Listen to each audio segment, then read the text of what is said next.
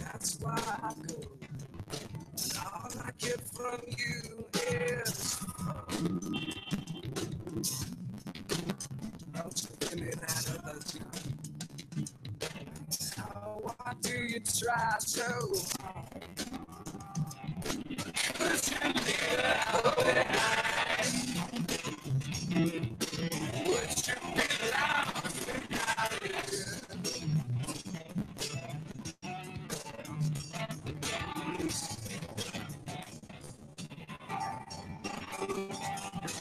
Once had a love, sweet as could be, but all I ever got there was drunk. Don't believe me when I say it is. Why do you try so hard? That it's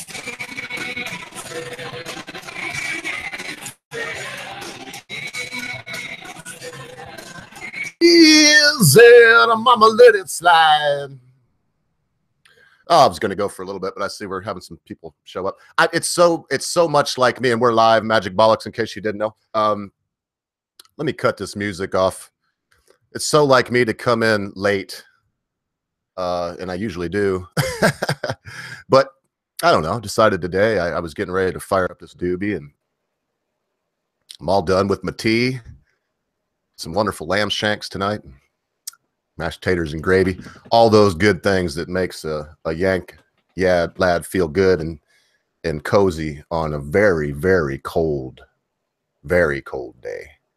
It's -5 with the wind chill out. That's Fahrenheit.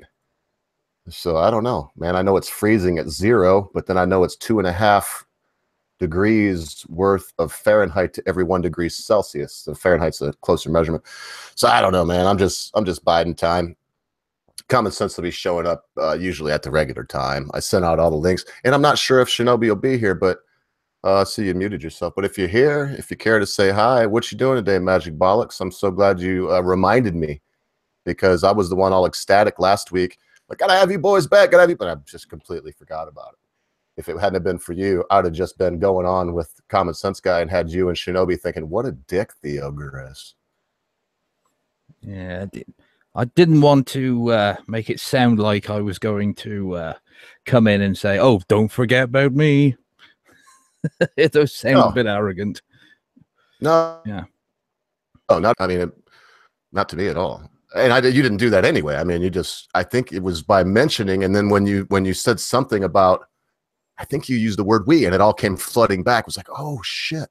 It was because anyway, I'm just glad. I'm hoping Shinobi can make it. You two have been it's hard for me. I'm gonna do it anyway, because then inevitably you end up hurting someone's feelings, and I'm not doing that intentionally. But I'm not talking about Mad Dodge Productions or any of the other regulars, RPR, any of the other regulars that come on, but just rolling the dice, like didn't know 2 guys and had 2 people come in. It was the best 2 people that have ever came on this show in a year. So I was really stoked, and I was glad to have you back. I'm glad you remembered. Well, that's very kind of you to say so. I'm still a bit in shock about how it all came about anyway. The fact that I'm a nobody on YouTube, and all of a sudden I just jokingly said to you last Friday, any chance to let me on? And then you said yes. And it was very strange to suddenly jump in the deep end. And I'm glad that Shinobi and Common Sense were in the middle of a conversation when I joined, because I was literally in a state of, oh, shit, what do I say? I don't know what to do. But here I am again. So hopefully this time I can sound a bit more like I've done this a lot, so it won't be too obvious. Well, why do you think we just said okay? Well, I guess I was the one. I forgot to tell Common Sense, but he would have said, why do you think I just said okay? You have a clue, I think. Well, I just think you're mad. Oh, well, that's always the right answer. But I'm not only am I mad, but I've seen your comments. I mean, I'm looking at your comments. You're one of the the best people in the chat. You know, you always have something to say. You're one of the few that actually throw me off my game. I'm thinking about something and I read something you say and it's like I either laugh or I start thinking about something else. And that's a good thing because that means that what you said had, you know, that kind of impact. So that's why I didn't have a problem with it. I mean, there's some folks like Matt Barkley's out there now. He's another one. Anytime he would like to come on, he can come on. I don't believe he's ever been on the show. Maybe he has. It's been a long time. We get a lot of people on, but it seems like no. Dr. D-Sac MD. It's brutal here in Quebec. Cheers, everyone. It's brutal in Quebec, is it? It's brutal here too, my brother. I tell you what, I don't know why you don't have a wrench. You must be new here. Everybody here gets a wrench. It's so you can post. For one thing, it keeps everybody equal. Everybody can throw everybody out, and everybody can untime everybody out, whatever. So nobody ever gets thrown out or timed out because it just doesn't happen. And then on top of that, you can throw in like, there he is. There's the man of the hour. Sorry, Common Sense. It did it to me again today. I put the thing up so I could start sending out the link, and it hasn't for a few shows. But today, as soon as I put the link up, I'm here doing my thing. I'm getting ready, and I'm seeing it's like waiting for the Ogre. And there's already 6 people in church, like looking at a blank screen that says waiting for Ogre. Nice. And whereas I like that to be about 5 minutes late, I mean, for a half hour. So I just decided to pop on. How's it going, my big bad brother? Yeah, not too bad. Not too bad at all today, actually, to be fair. I can't really complain. It's good to see Mr. Bollocks is here again, so I'm quite happy with that. It was a good conversation last Friday. Very good conversation. So hopefully it should go quite well again. So yeah, no, I'm quite looking forward to today. I have to thank... Fingers crossed for Shinobi. Fingers crossed. Sorry, sorry, boss. Go ahead. No, it's all right. I was going to say, I must thank Common Senseguy for giving me one of the best laughs I've had in a long time last Friday night, because my other half came in towards halfway through our conversation and he shouted out, "Hello, Mrs. Bollocks." And I hadn't even thought of it until he pointed it out. And literally that's all it's been all week now. Whenever I see her, is, "How you doing, Mrs. Bollocks?" We refer to each other by our stage names. So when you said Mrs. Bollocks is cooking tea, I didn't even think anything of it. Fantastic. Yeah, that's funny. That's very funny. Yeah. So when they're both of us are downstairs now, we've got a pair of bollocks in the kitchen. We've got a pair of bollocks in the living room. But the thing is, you've always got to ask, what one's the bigger set? What one's the bigger one? Yeah. I was going to say, are they nice ball? Are they good bollocks? You know. Well, they do say, don't they, to check your bollocks at least once a day for any lumps. Yeah, I can't get my hand away. All right, lad. All right. I think I feel the ghost of the Britisher on my shoulder. So I'm gonna have to. Yeah, we'll just keep it. Just what I want to do is have a really good time, and we will try to vacillate in between 6th grade humor and, you know, grown-up adult stuff. And that was a really wonderful foray into the 6th grade humor. And I fell right into it. See how I did that? I fell right into it. Common Sense, you got me. I thought that was adult male humor. Anytime you want to descend into the gutter, just call on me. I'm a professional. Yeah, well, I think we're all professionals on that here. And we got, you know what I want to do, Common Sense. If I'm gonna, the poll that you put up this morning, or did you put that up yesterday? I'm in a daze kind of from being sick and down for 2 weeks. After finishing, I'm quite disappointed with the results, to be fair. Okay, so shall we save that poll? There he is. We're so good. Our fingers crossed. Shall we save that poll for Monday? Or is it over? I'm not. It's over. I'm not going to redo it. And it's okay. over. No, don't redo it. We'll go with that today when we start getting on into Shinobi, man. What up, brother? Once again, my not pestering people, it kind of almost worked against me. If it wasn't for Magic Bollocks, I wouldn't even have remembered, man. I would have just blown this off. Common Sense and I would have went on, and you would have been seeing this or seeing it and been like, "Ah, that Ogre, what a mad bastard he is." Now for me to come back and never hear from him again. Glad to see you, big brother. By the way, we're all live at the minute. Yeah, we are all alive, yes. Oh, there he is back. So we got 2 Shinobis. One of them will be able to speak, I'm sure. But we got a lot of comments on Shinobi's voice. Apparently, Magic Bollocks, he's here with us right now, and others just really love that the smooth, dulcet tones that you pump out there, big guy. I'm hoping there's going to be a third one of him in a minute. Yeah, no, we'll give him a chance. We'll give him a chance. We'll figure out what's going on. Sometimes, I mean, there's all kinds of stuff goes on. Sometimes people restart, or I don't know what's going on there. I don't see a mute on his things, and I can't like kick him out, because if I kicked one of him out, then he couldn't come back in. And I mean, I learned that lesson with Cabbage Patch Bastard. And oh Lord, I said his name. Look, don't say his name 2 more times. He's like Beetlejuice. He'll just appear. He'll just come through. Yeah, that's a shame actually, because if we had 3 Welshmen, that's technically a choir. All we gotta do is get RPR in here. Oh, bring him on. You RPR, and obviously I think he's in the chat. I know I've seen him. If he feels like coming on in, maybe I'll have to be real quiet and just pump the news, because I got an idea. We've been thinking about this idea, and now I've hopped on when I should be queuing it up and finding the sweet spots. But you know, our commander-in-chief just had a little get together yesterday and did a speech about regulations, and man, I almost feel it's just Friday and we have so many British here.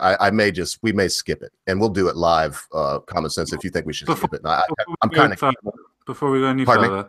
Before we go any further, thank you to T-Bra for donating $5. Thank you very, very much for doing that for us. It's not that I need PC parts. I need a PC because I'm on a laptop. But don't feel obligated to give us anything or anything else like that. I'm just answering a question that comes with the donation. Thank you very much for the donation, though.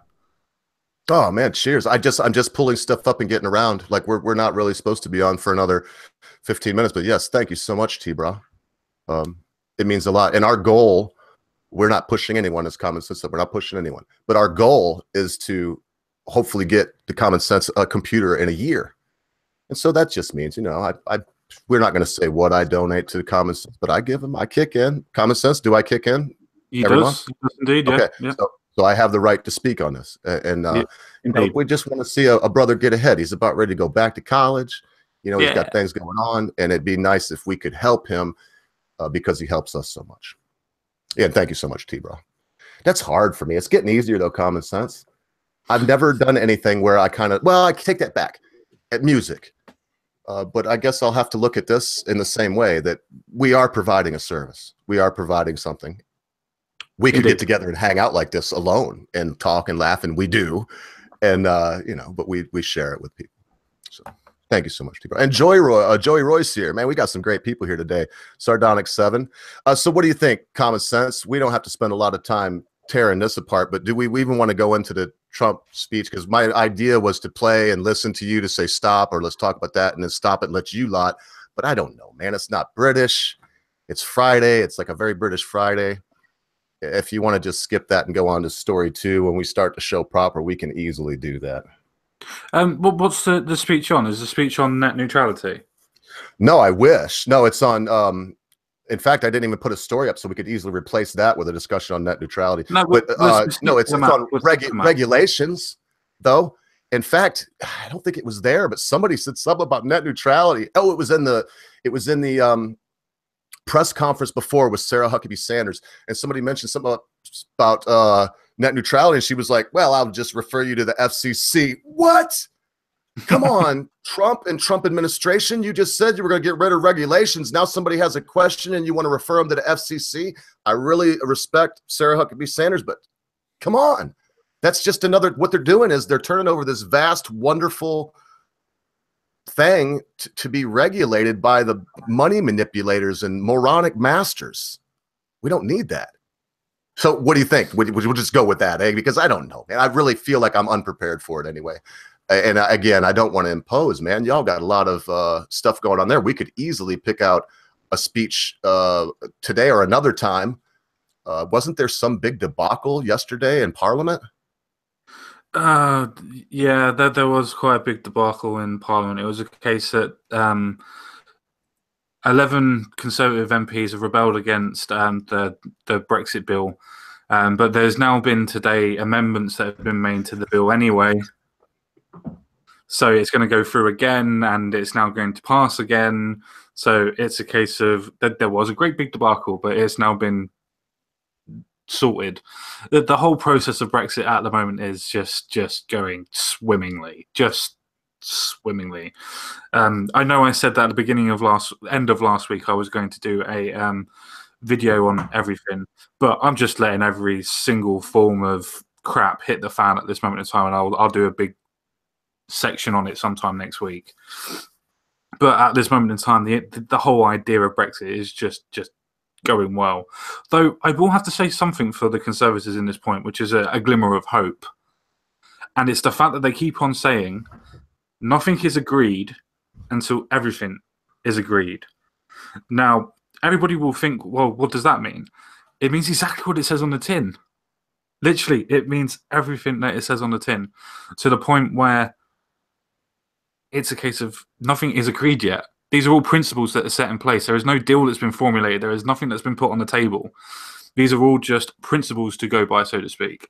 And the fact that the Conservatives keep on saying it, and it's not just one or two of them, it's every single one of them that's ever been on a debate or a news story afterwards. They always say towards middle or end, nothing is agreed until everything is agreed. Meaning that I've got a strong feeling that the Conservatives might do what they do to the country normally and fuck Europe over, to be honest. I really do think that. I think they're keeping everything close to their chest. I think they're going to leave it until the trade deals are sorted, and then they're just going to tell the EU to do one. Well, Magic Bollocks, I hope you don't mind if I only refer to you as Mr. Carlson.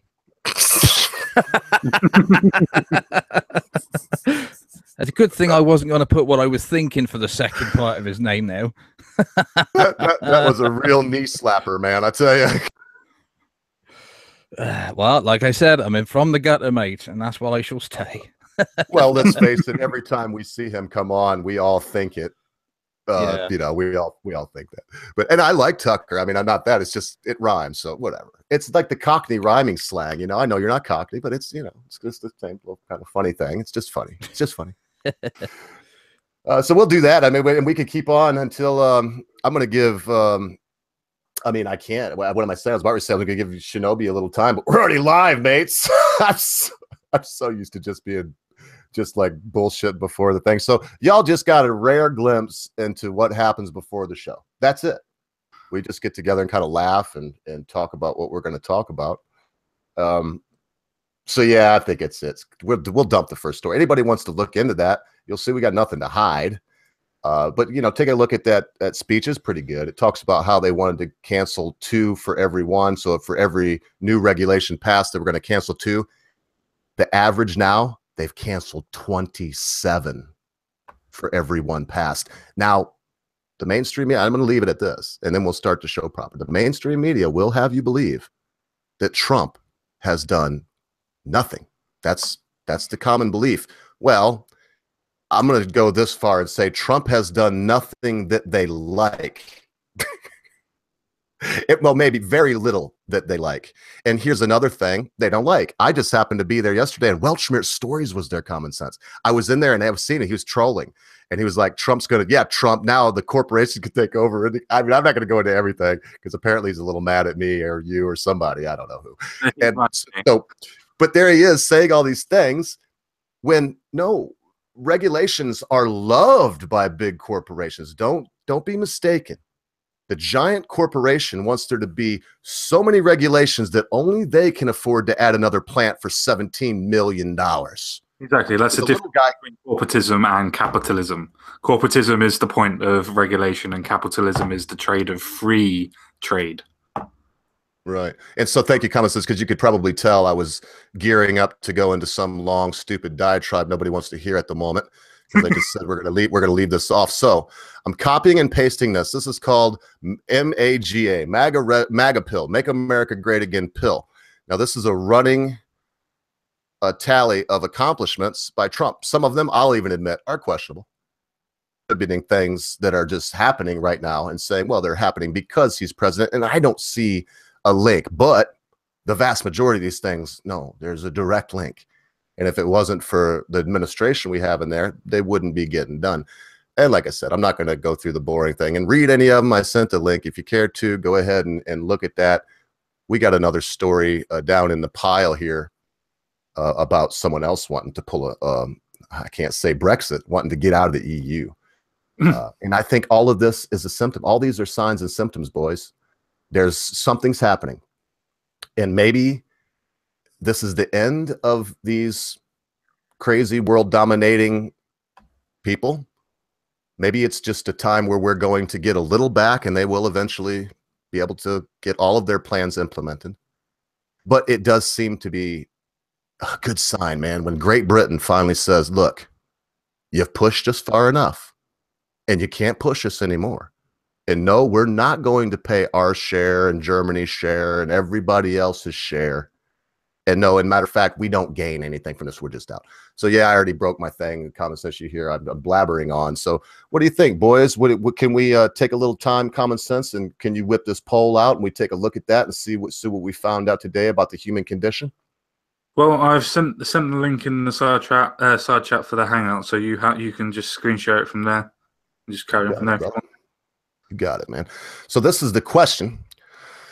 It says, what do you think is the worst form of trauma? And and I'm asking this to everyone out here. You can see it up on the thing. So I'll repeat the question again. What do you think is the worst form of trauma is the question. Answer number 1, physical trauma, accidents, physical trauma. Number 2 would be mental trauma. Number 3 would be historic trauma. So things, bad things your country has done or bad things that have happened to you, i.e. slavery or pardon me, genocide, stuff like that, right? Yeah. And then the third would be a mixture of 2 or more. And I mean, common sense, why don't you read out these percentages and tell us maybe why you found this a little disturbing. The reason why I found it a little bit disturbing is because mainly 8% think historic trauma is actual physical trauma, rather than thinking that maybe it's a case that I didn't explain the answer properly. Maybe that was a case. But I would have presumed that most people would have understood by historic, would have meant something that happened way in the past. Otherwise, it still would have been under the classification of either physical or mental, because that would have happened to you no matter what time. So that's the reason why I thought that it would be a little bit weird for people to put the 8% down. Then you've got the 8% of mixture of 2. I thought that was going to be higher, because I would have thought, unlike myself, I would have put down mental and physical. So I would have put a mixture of the 2 down, because I think that's the worst form of trauma you can have. When it comes to the 38% mental, I kind of thought it would go that way. I kind of thought that mental would be the second biggest, and I did think that physical would be the biggest. The reason why I thought that physical would be the biggest is because it's obviously something that you can physically see yourself. But me personally, as you can see by the great big tick that's there, because it's a link that I've sent, the one that I put on there was mental, because you can get over a physical, because you can get used to it.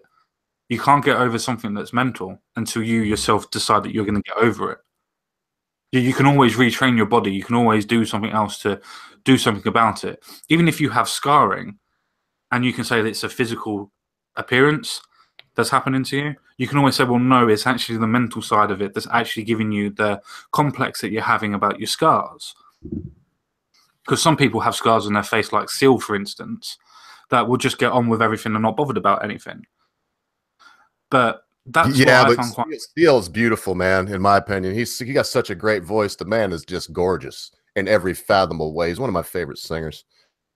I don't know. Before you were around, I actually covered "Kiss from a Rose." It's on my channel. It's a little embarrassing, but I did. But carry on. You're right. And the funny thing is, sometimes we have a choice too. Common sense. These scars.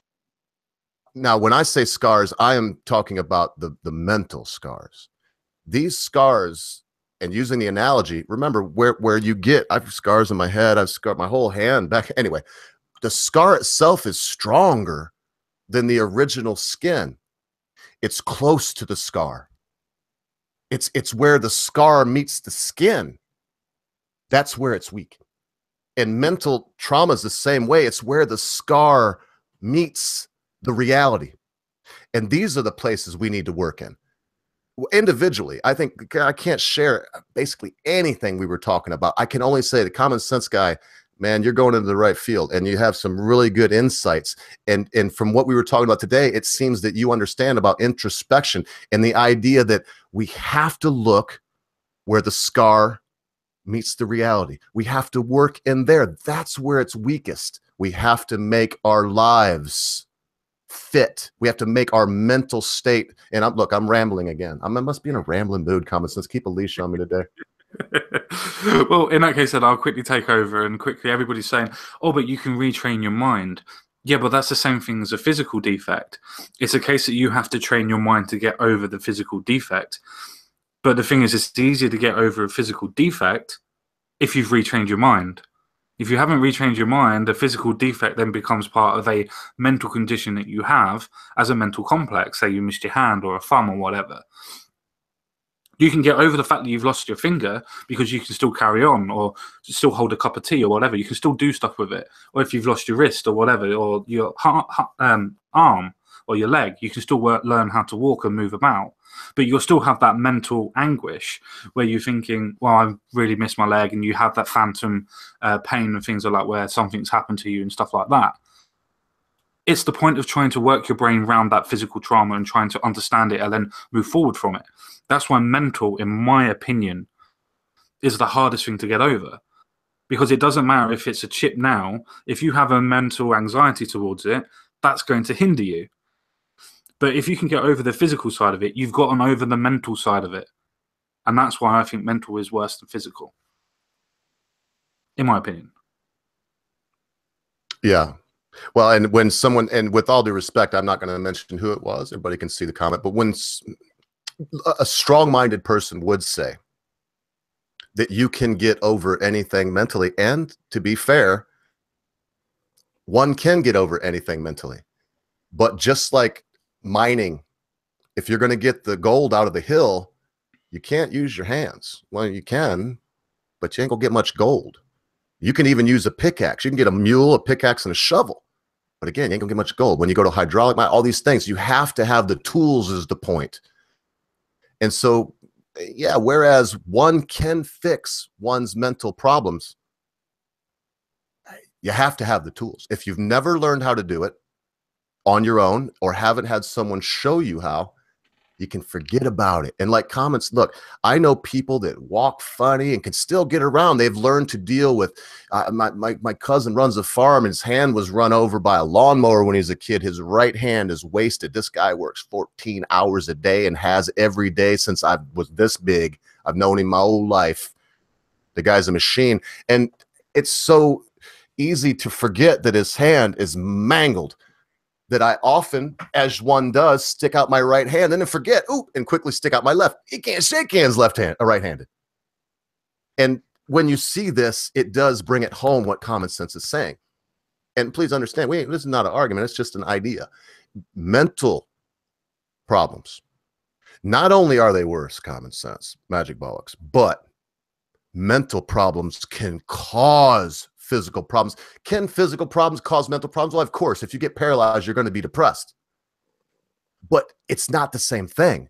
A mental trauma can cause a young person to become bulimic, anorexic, can cause someone to, the list is limitless. So instead of me just coming out and trying to go through the list, I will just completely 100% agree. Not only is mental trauma the worst, but we should be compassionate towards folks that find that they're dealing with mental trauma and reach out for help. Working in the counseling field for a while myself, I found that that's the #1 problem with mental trouble, is that people don't want to be called crazy. They don't want to be called mad. They don't want to be looked at as any of these things, so they avoid it. So there you go. No, that's the reason why I asked the question that I did, because I had a sneaking suspicion beforehand. It wasn't the case that I was asking a question in all openness, because I kind of had an idea that it would go that way. I wasn't too sure about the historical side of things. I honestly thought 2 or more would have got more of a percentage. But I was pretty sure who would win, and it was going to be physical.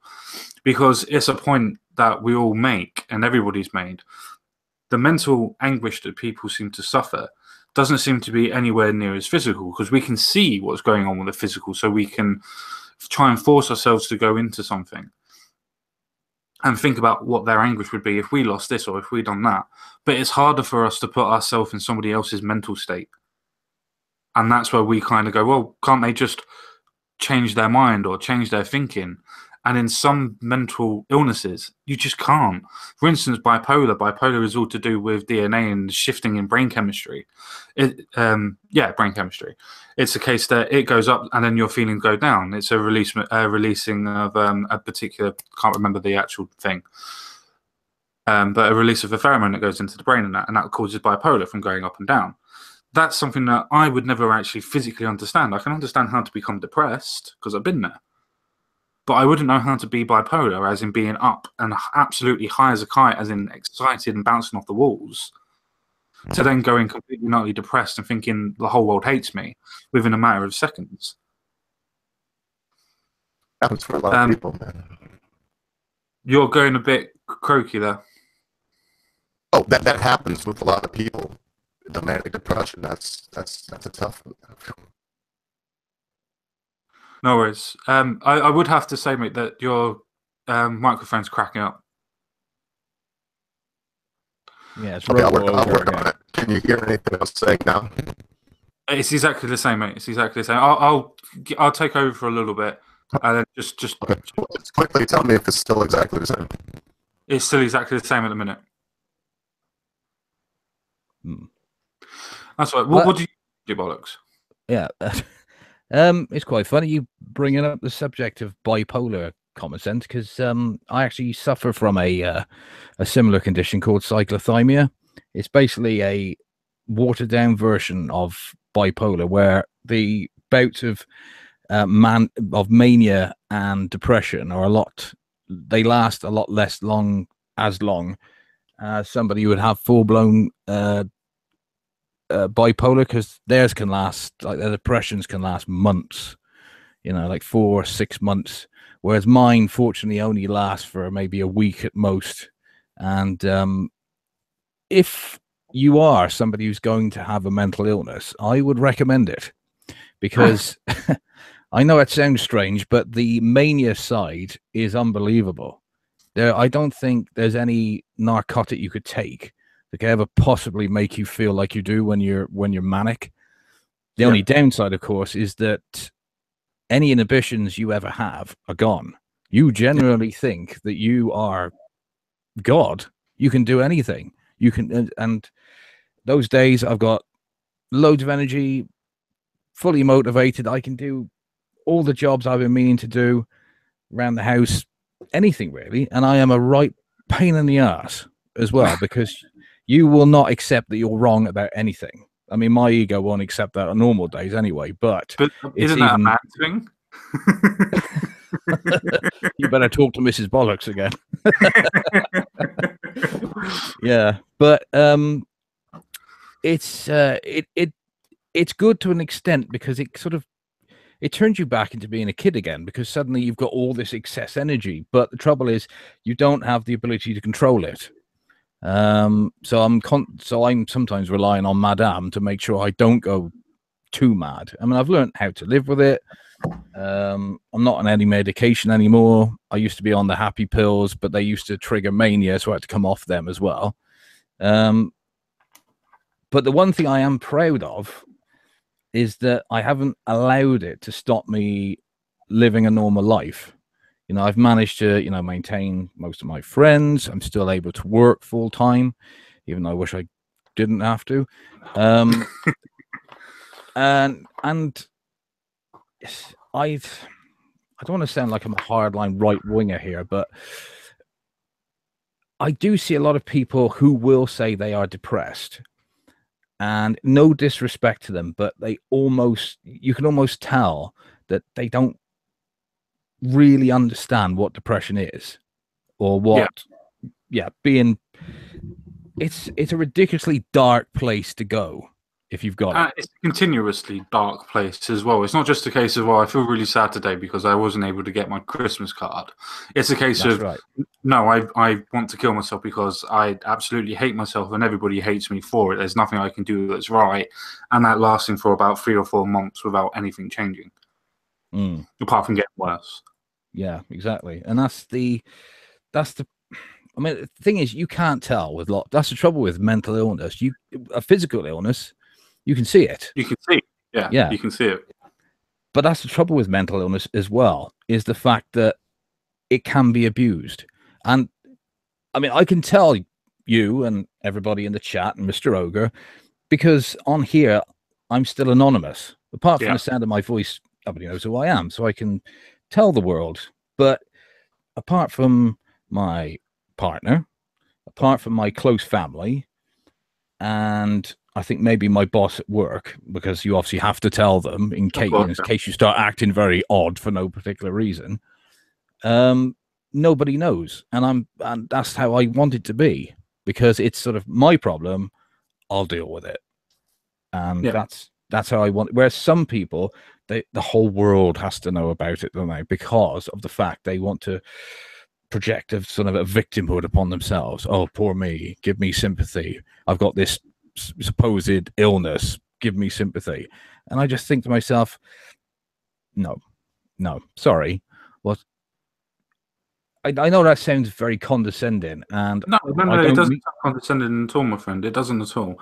Especially when you're actually in that type of position. I mean, I'm not there, but I used to have depression many years ago for a particular reason, and it's a case of when you hear people go into the job centre, for instance, and going, "Oh yeah, I've been signed off work because I've got depression," and then they're laughing and joking after they've got paid, and you're just like, "You ain't got fucking depression. You have no idea what depression is. You wouldn't even be able to get yourself out of fucking bed to go and sign on, let alone be able to laugh and joke outside the door." Yeah, it's a very strange condition to have, and it would be nice. Although I have kind of worked out now triggers. I hate using that word because it makes me sound like I'm some kind of retarded SJW. But some things, sort of signs I can feel that either I'm about to go depressed or I'm going to go mania. And I always pre-warn her if I think it's coming. Doesn't always, but sometimes, I'll be getting up at 3 o'clock and I'll be downstairs hoovering, or I'll be out in the garden. I've actually been out in the garden before 4 a.m. doing the mowing, much to the annoyance of the neighbors. And of course, when you're manic, if they complain, you are ready for a full-on argument and a scrap if need be. So, because you think that you're right. Exactly, yeah. I mean, if the police turned up, I'd probably have been locked up, because I would have told them, fuck yourselves, what's going on? Nobody tells God what to do. So, so yeah, it can be difficult, but I suppose, like I said on Ogre's last stream I was on about, being proud of who you are. I suppose I've got to say that if somebody could cure me and say, there you go, gone, nothing to worry about, you're like everybody else, completely normal. I'm suddenly not me anymore. Normal. Yeah. Nobody's normal. No. Well, no, everybody's a bit mental. Exactly. Mostly females, but what's got everybody is a bit mad. Well, then if all females are slightly mad, then we must be worse for going with them. Yeah, well, let's not. If you can hear me now, I'm not sure. We can perfectly. Hello. So let's not understate that. Would you say that last part again, Magic Bollocks? What did you say? And I understand nobody's normal, but would you tell people that again? I want everybody to hear that. Which was that, Ogre? You said if you could be cured and then carry on. Yes. I was basically saying that if somebody came to me, if a doctor came to me and said, Mr. Bollocks, we can get rid of this mental illness that you've got, this thing you've been diagnosed for 10 years now, whatever it is. Take this pill, gone. You will be as normal as the next person. Thinking about that's a bad description, because the next person to me is my missus and she ain't normal. But you will be cured of this mental illness. I would actually think I probably wouldn't take it, because of the fact that if I was cured of this mental illness, I wouldn't necessarily be the same person anymore. I know it's. And that's what I was looking for, Magic, is that if they cured you and that was all gone, you said you wouldn't be. You said I wouldn't be me anymore, and that is a wonderful thing that you have not only overcame it, but you've overcome it. And some people have to have, as you called them, happy pills. I would never put anybody down from not Tom Cruise over here or any kind of Scientologist. I believe in psychology and psychiatry. Psychology more than psychiatry. But it's just a wonderful thing to hear that, because when we think about all the things we would like to change about ourselves, man, if we changed all them things, we would no longer be ourselves. So carry on, sir. I didn't mean to cut you off. I just want everyone to hear that from someone that I don't want to say suffer. You don't sound like you're suffering. Someone that deals with this mental issue. And also, thank you so much for sharing this. No one here will all thank you. Respect. No, not at all. It's quite unusual to actually talk about it in such an open manner as this. I kept it for my own family for years because I'm just that type of person. I prefer to deal with my own problems, and it was only through a breakup of a relationship that I actually needed support, and I had to admit that part of the reason the relationship ended was she couldn't cope with my mood swings, my behavior, as it changed between the two. So I had to explain to my family, and they were fine about it once I'd explained it all. It's just one of them things. But the most interesting thing about it is that once people know, other things start coming out. Like, did you know that your grandfather suffers from depression, or did? And apparently the reason he retired when he did was because he had a complete mental breakdown. So there seems to be some nuttiness in the family. I mean, my mum's side of the family is very eccentric, religious, but very eccentric. Where my dad's side of the family are very... Sorry. I remember from last time. No, you're right there. Actually, I'll second that. I was going to say selfish is the word I was going to use. Not that selfishness is a mental illness, but my late grandfather. I always suspected there was something wrong with him because of just the way he was as a man. I've got some beautiful photographs of him back in the 1950s. He used to play in a jazz band, and he had this beautiful tailor-made suit that he'd got for himself. Must have cost, thousands in today's money. And, brand new trumpet he used to play. He even had his Rolex watch that he bought himself. And yet, if you went home to see my grandmother and the children, they'd all be in rags. He would be the man who looked the part. Whereas the rest of the family, he had to have that to make the money to even get him the rags, though. A jazz band. I mean, I played in a lot of blues bands. I only played in one jazz band, and I remember showing up. I always wore a suit, in a jazz band, but I didn't always wear a tie. I'm a drummer, and I would take my coat off, when I'd play. And I got done playing. I won't say the name of the band. They're relatively popular around Saginaw, Michigan, and we got done with the first set. And we're out back, doing what jazz musicians do, and boy, the leader of the band looked at me and said, "Hey, white boy." I was like, yes, sir. He said, you play them drums pretty good, but we don't run no half-ass shop around here. Do you have a tie in your car? And that's how he was talking to me. It wasn't like, hey, bro, hop, hip cat and all this. No. And then I ended up coming with a suit next time, but they fired me. And the reason he gave is because I was sloppy looking. that was it. I'll never forget that. So anyway, I'm sorry to cut that off, but yeah. So your father did he deal with any of these things? My father is a very interesting one, Ogre. I have theories. I'm sorry, and we were talking about your grandfather, and that's who I meant. But go ahead, carry on. Tell me whatever you want. Oh, okay, yeah. Because my father he seems to live in the shadow of my grandfather.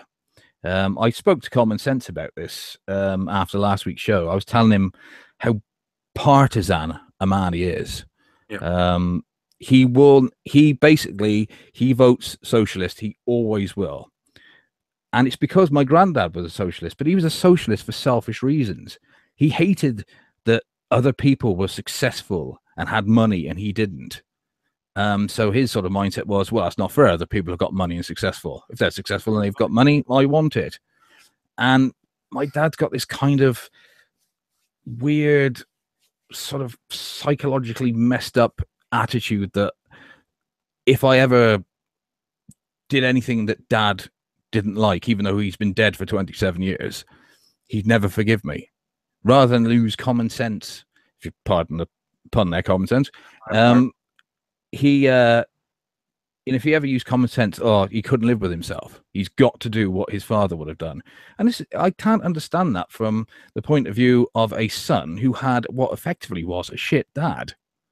Because my mum was telling me once how when they first got married, they needed to borrow some money to get the deposit to get their first mortgage. And my uncle sat them down and went through about 20 different reasons why he shouldn't give them the money. And, so they eventually saved up. They bought their own house eventually. But that didn't stop my granddad going out and buying a brand new car, did it? Yeah. It's that whole, so long as he's okay, fuck the rest of them. He had a family got married and had a family because that's what was expected him. But I don't think he really wanted to. So I'm not saying that there's mental illness there, but there is a sort of like, how should I say, there's something wrong with their brains, I think, to think like that. I mean, when we pass these things on, not only from hereditary, if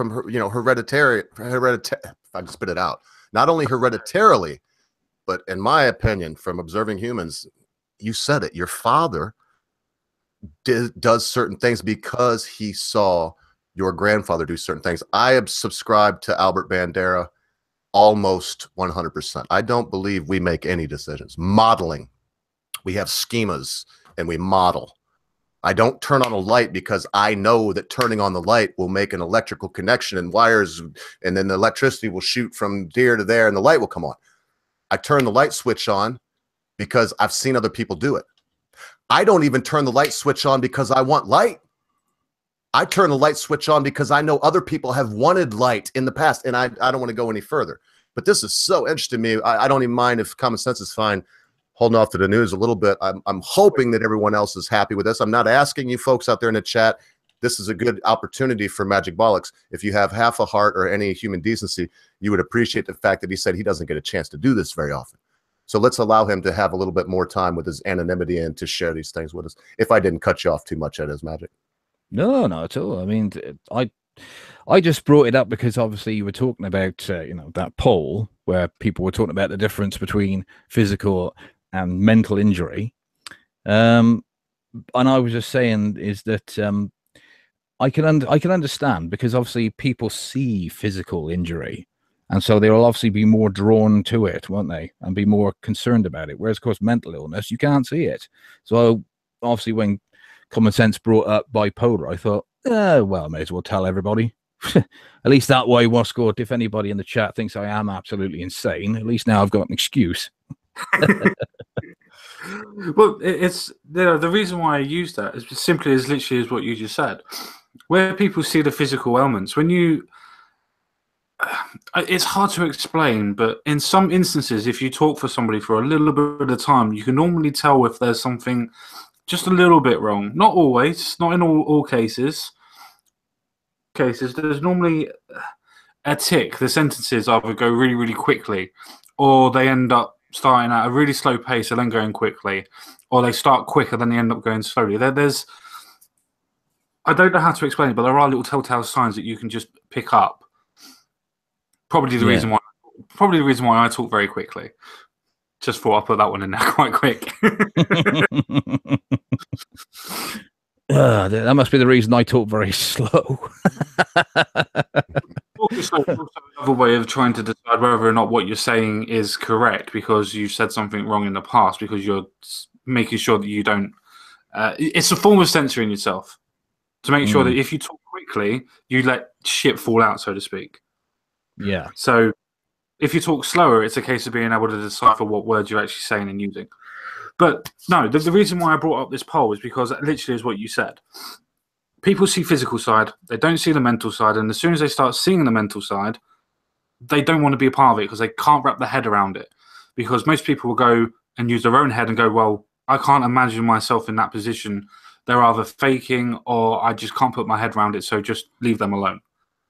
And it's just a case of that stigma. You wouldn't leave somebody that's got no legs you want to go and help them.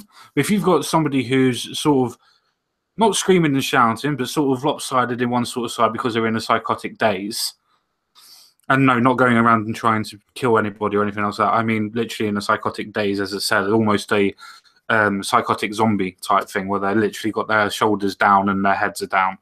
If you see somebody like that, 9 times out of 10, most people leave them. And it's just a case of, why would you leave somebody like that? That person needs more help than what the person with no legs would need. Because at least the person with no legs would be able to understand what's going on. And though people would say, oh, you're heartless for this, would be able to crawl away or pull themselves away. But the person who's in a psychotic daze where they can't actually do anything or move is going to piss, is going to crap themselves, and is just going to stand there until somebody moves them on. And that's the difference, where people just won't go anywhere near somebody that has mental fragility and just will not go near them because they think that they're going to catch it. And yes, some people are still that idiotic about it, where they honestly feel that mental illness can be passed on through touch, like an illness, because it's got illness in it. Well, I tell you what, you're going to get some hate for this, but that master's degree behind me is in psychology, and that and $5 will get me a venti latte at Starbucks. But I'm still gonna reference it, and I'm still gonna say that not only did I write a master's thesis, did I write many papers, studied human activity. My specialty was abnormal, and anyway, if anyone disbelieves what Common Sense just said, then you need to go visit a psych ward. And you'll understand that if you had to choose, and yes, when you go to a psych ward, you're seeing the extreme, but these people are extreme because for years, they didn't want to deal with the stigma. They weren't able to do as magic bollocks and to just find a way and have a good partner that helped them deal with it. They just weren't, and then they end up in this place. And I'll tell you, I've worked in one, and I would rather lose my legs than be paranoid schizophrenic, period. And manic depressive, with all due respect, Magic Balls, there's no shame to it. But manic depression is, I don't know if I'd rather lose my legs. I'd rather lose my big toe. And I don't want to make too much light of it. All I'll say is that this is, in my humble opinion, again, I didn't point to it one more time, and I won't mention it for another year. But this is the best thing that can happen to you, Magic, is to get together with people that have no power over you. That's number one. We're not even psychologists, psychiatrists, counselors, nothing. I could tell you tomorrow, oh, you fucking, and what would it matter to you? You don't know me from Adam. I'm nothing to you, and I shouldn't be.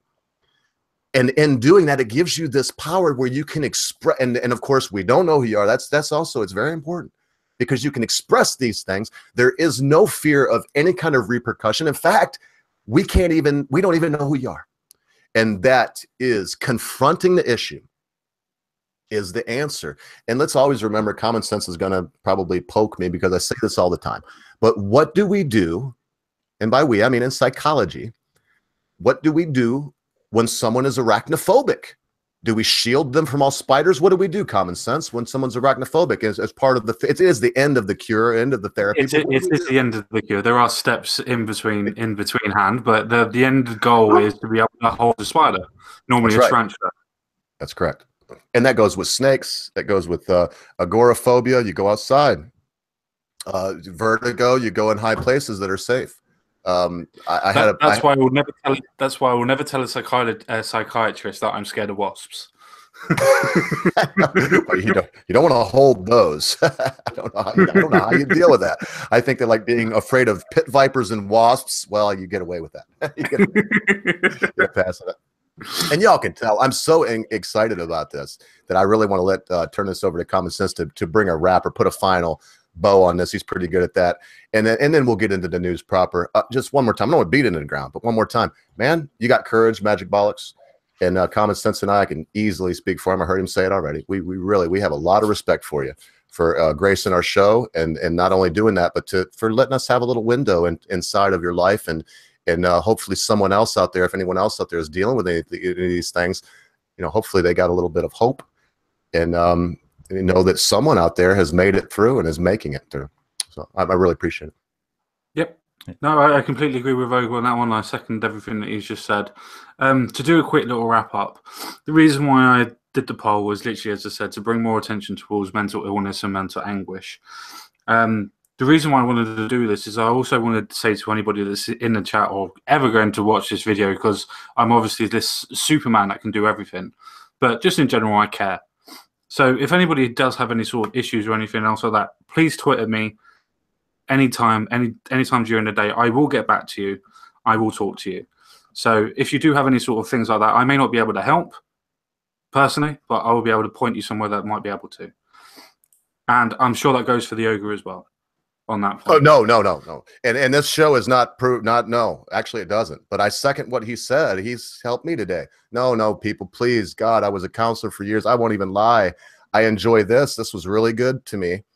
But and I'm not good at it. I did good at my job when I had it, but I really wasn't. I only forced myself. No, do what he said. And if you do have, he's a good counselor. He's going to be a good counselor one day. And yeah, if you got some trouble. But even though that said, now I'm stumbling because that said, no, we are not here to diagnose, or of course, definitely not. No, definitely wouldn't be able to diagnose anything. Just chatting. Yeah, anything like that. We don't play, because I pointed at that a couple times. If anybody found out who I was, I mean, I'm not saying, because this is not a show about that, and of course, it would be unethical for me to say that we have. It's not like that. It's just a forum where we can come and talk. And I'll say it one more time from experience today. No, Common Sense is a great person, and he's not lying. If he doesn't know the right words, he won't baffle you with bullshit. He will point you to the person that will be able to help you, and that's a wonderful gift you have, Common Sense, and I appreciate you put me in there. But man, I ain't got that's something I had to just work at, and it's not a natural gift for me. I'm the guy that has a sign hanging around me that says, "I don't give a fuck about your feelings," and so to get over that. And to be a counselor, to sit down and listen, because you hit the nail on the head too very quickly. When you said, "Oh, most people say they're depressed," yeah, you're right. And I had to sit there and listen to people. "Oh, I'm so depressed," and then I'm looking at them going out on breaks, smoking cigarettes, and laughing down there. And I've only met 2 people in my life that were clinically depressed, and no, they don't laugh. They don't. Nothing is funny. It's a debilitating disease. So yeah, if you got trouble, contact Common Sense. If you just want to have a good time, contact me. And if you want on the show, contact Common Sense. So there you go. That's it. Yeah, I just wanted to clear everything up as well. When I said contact me, I wasn't trying to say contact me and I'll solve all your problems. I hope that wasn't the way that it sounded. I really do hope not. But it was more of a case of I could have been the starting block to try and help. That's all I was trying to mean. As well on that little point. It's just I wanted to bring more attention to everybody to actual mental illness. Where people go, "Oh, physical is the worst," I honestly do not believe that physical is the worst, because if you can get over the physical side of things, you can get over the mental. But it's a case of you have to get over the mental first to get over the physical. That's the difference to me. No matter what's in your way, no matter what journey you have to take, as they say, the first step's the hardest, because you have to mentally prepare yourself for a journey. And that's the point. Mentally prepare. So no matter what you actually have to do, and no matter what you're preparing for, no matter where you're going, no matter what you're doing, you have to remember that you have to mentally prepare before you go. Now, some smart ass is going to say, "Well, I don't ever think about anything. I just go forward." You're still using your you're still using your brain to be able to decide what you're going to be doing, even if it's only a split second before you do it. So you still have to get through the mental anguish first. So yeah, I think that's been wrapped up in a little bit of a bow. I've probably beaten it up, to be honest with you. So let's move on to it. I think I'm going to pop this one in next too to bring a little levity, and I'm sure we'll. I'm not sure, but we may get back to the Finland wanting to get out of the EU. But let's take a look at this real quick, boys, and have a laugh or two before we get into something serious. I saw this, and I mean, who was it out there? Not Mr. Weissoft. It was Quinn. Quinn was like toga, because we think of frat houses. I mean, who doesn't think of Animal House? If they don't, they're under 30 years old. And so of course I do. And I came across this story, lads. So this is for those of you that are following along or care to pop up the article. It's story number 3 down there in the low bar. It says, "No more Animal House. What a load of sissies." It says, "No wild parties, no pledging at universities. Crack down on fraternity excess. I was a member of a fraternity, man. This would have made me cry. No more pledging. You mean oh man. Anyway, so no more pledging at universities. Crack down on fraternity excess. After months of waiting, party night finally arrived on December 2nd for the brothers of Phi Kappa Psi at the University of Iowa. But this was no Animal House gathering. It was held in the ballroom at the Hilton Garden Inn.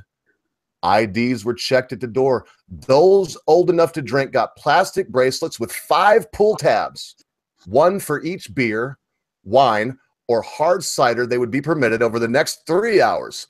What? Hard liquor. Yeah, hang on now. Hang on. You'll get, if you think that enraged you, just hang on. Because I'm about, look what I got today with you in mind, Common Sense. So I'm going to have a little drink while I continue because oh man. So it said 1 for each beer, wine, or hard cider they would be permitted over the next 3 hours. Hard liquor was banned. Jello shots were definitely out. Security guards walked the floor. The party limped along, and by 10 p.m., an hour ahead of schedule, the staff was already clearing up. I could read the rest, but you heard that, Common Sense. I mean, the party was supposed to go on to 11. Why do you think the staff was already cleaning up at 10? Everybody fucked off so they could go get drunk. And get laid and get hazed and haze people. And college is a place where we go and learn many things. Let me somebody else break in on this, and then I'll give my little thought on this, because I know everybody's got a thought on this one. Well, I was going to say that, as you quite rightly said, college is a point of passage, so to speak, as people always want to give their kids the same experiences that they did to a point, or better experiences by going to the same college. Obviously, it's sort of almost a form of religion over there, where if you went to somewhere like Yale, then your kids are going to Yale. It wouldn't matter. You'd be forcing your kids to go that way, almost to a point. So I understand that point of view, but it's just as simple that you have adults, whether they're in a college setting or not, they're not on college campus. They're at a place where it sells alcohol. You're giving them a bracelet like children with pull tabs that's like children, and telling them that they can only have 5 drink, a 5 drink limit. Didn't we used to do that to women back in the day when they weren't allowed to vote and things like that? You're only allowed the 2 drink minimum, ma'am. You can't do this today. Right. It's just it's just, how do you tell full-grown adults what they can and cannot do when they're not even on college campus? As you already said, it was the Hilton Garden Centre. It wasn't a case that they were on campus or anything else like that even. They had security guards in there to make sure nobody was slipping in extra alcohol and things like that, and making sure nobody was doing anything funny. And you wonder why people left. And the thing is, the fraternity or the college that was using the fraternity and that would have been paying for the venue. And you wonder why people still left. And it's just a case of, oh, they're all really good. Yeah, wait until the morning. You'll be finding bras, knickers, fucking pants, fucking beer bottles everywhere outside the frat house. So don't think it hasn't gone on just because you decided they got a 5 drink limit. It's going to happen no matter what. They're adults. They'll find a way. Even if they're not old enough, they'll still find a way. And it's beyond that. Yes. I mean, I don't want to say it's beyond that, but it is. It's not only will they find a way, but you've hit the nail on the head. They are adults.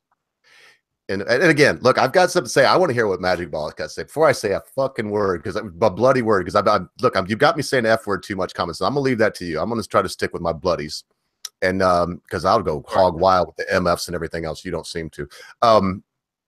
But I want to hear from Magic Ball. I mean, is this some kind of sign? Should we care about this, or is it good? Is it a good thing? I mean, getting a rain on kids.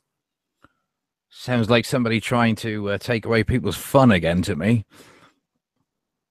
If I was brutally honest about it, I'd tell them to go. I was nearly going to say an F word there. I can't say go bloody them. Say whatever you want to. I'm the one. I was going to say you can't say go and bloody yourself. That doesn't work, does it? You and Common Sense could say whatever you want. I'm the heathen here. I've got to watch what I say. Carry on. Yeah. I tell them to. I do it the English way. Stop interfering. Yeah. Every day we seem to be seeing more and more news about people having their fun taken away. You know, if it's not feminazis telling us what's called to stop mansplaining, or the far left telling us what's called we're not allowed to own anything or spend our own money, and now you've got these frat boys get 5 drinks. fuck, unless they're actually down in 5 what's called Jack Daniels, what's called bottles, 1 liters, then no, I'm sorry, 5 drinks. No. No, I think they'll be what's called swigging on each other's own what's called the bodily fluids if they ran out of that much drink, wouldn't they? Pretty much, yeah. I mean, they're going to have lots of trouble if they've only got 5 drink minimum. Do you know what? Funny enough, I went to a mate's. I know it's going to sound odd, but to a mate's 65th. No, sorry, 60th. I'm putting him in a box already. To his 60th birthday do, and he rented a local town hall in a town not too far from where we live, and he had about, I don't know, about say 120 guests, and they had a bar, but they only stocked enough booze that basically meant that come 9 o'clock they'd run out. So, and of course they weren't allowing anybody to bring any booze in because you could only buy their own. So what he did, he went over the road to the pub whose landlord he already knew, and they just started bringing booze over and drinking outside to get around the problem. So all that was happening is that in the end, the entire what's called the town hall was basically just used as somewhere to go in, talk to people and have a piss. Everybody else was outside drinking. But it's honest, does my head in. Let people have some fun, for God's sake. Yeah, that's for sure. Yeah, just to add to that, it's not even a case of let people have the fun. It's let adult men and women decide what they want to put in their body, whether that be a penis or a drink. Just enjoy yourself. Yeah, amen. In which particular order there, Common Sense? Well, usually it's the drink and then the penis goes in. But I look, it's the big thing is we don't. You said it. We don't need any fun governors. I was in counseling and I just got tired of it. And then somebody told me they moved furniture and they own their own truck. And then they showed me their W-2 form from the year before. And I was like, holy shit. You mean I wasted all of my education on something and I could have made more having fun? Okay, sign me up. So I went on the road, man. I bought my own truck, W9 Kenworth and trailer and started hauling furniture for North American Van Lines, for United Van Lines, for Sutter, for a few. And I tell you, they put governors on some of these trucks that the companies own. And so, and I understand they don't want the people to go over 58, 60 mile an hour. I understand.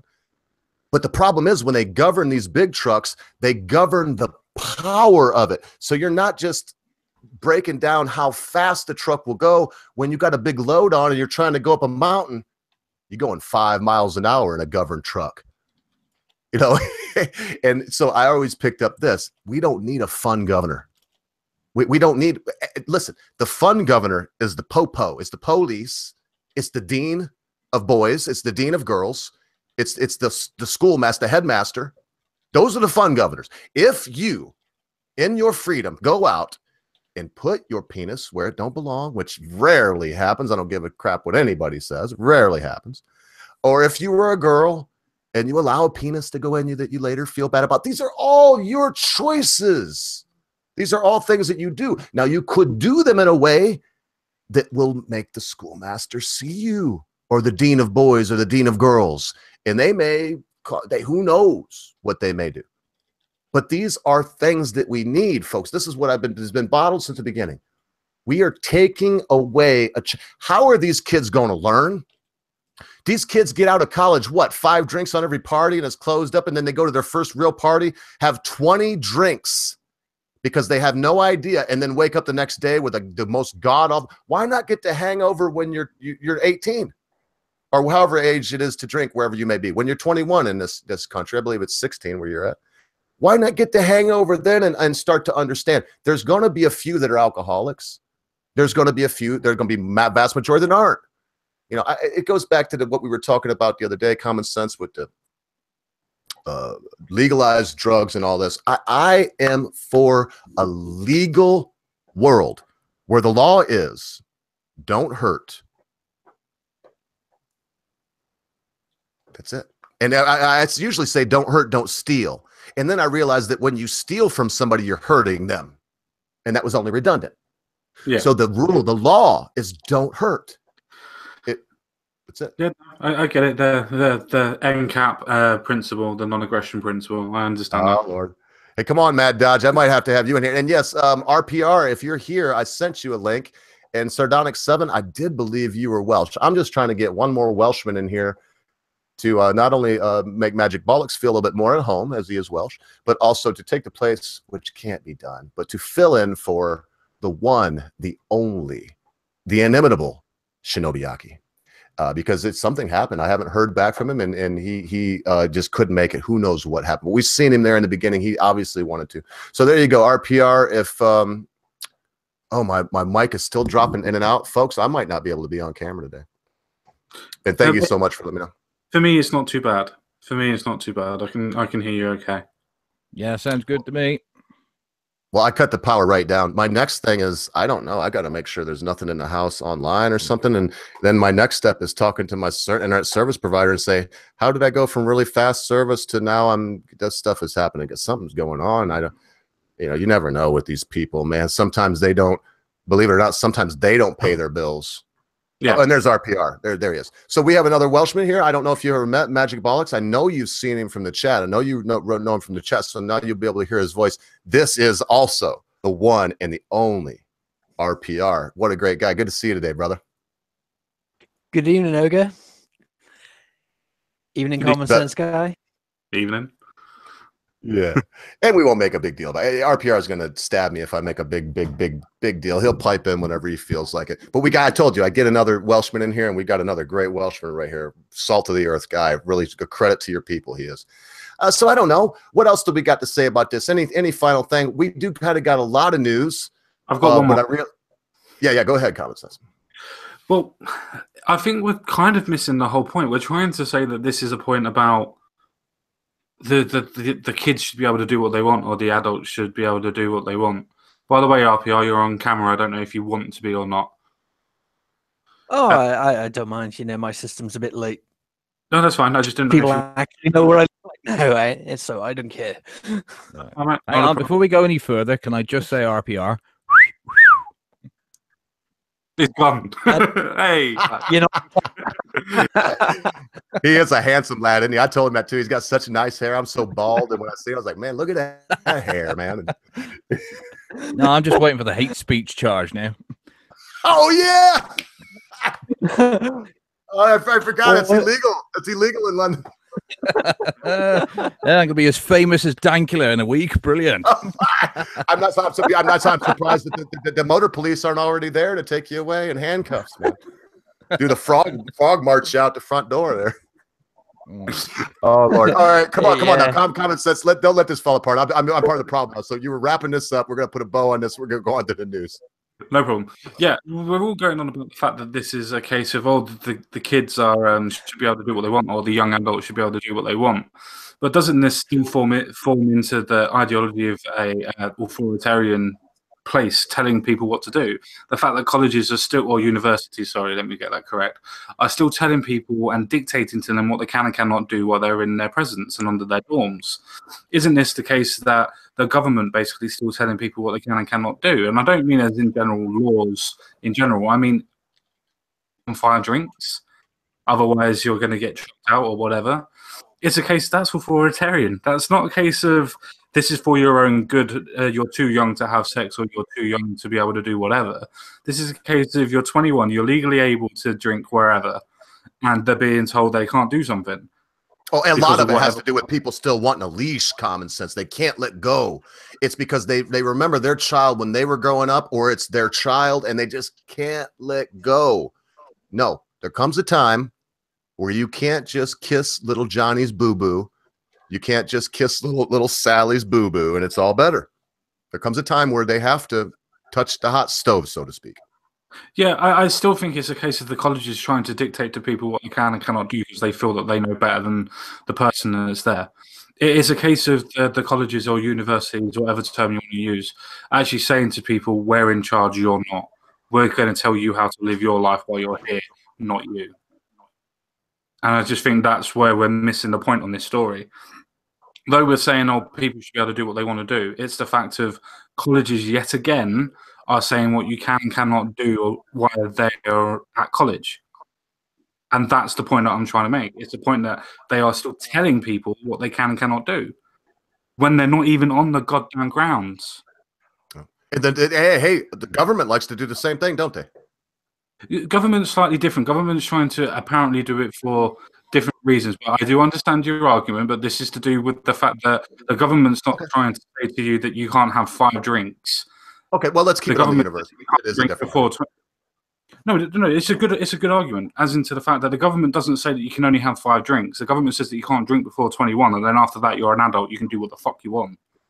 Where the university is saying, even though you're 21 and we know legally you can do what you want, while you're here, you can only have 5 drinks.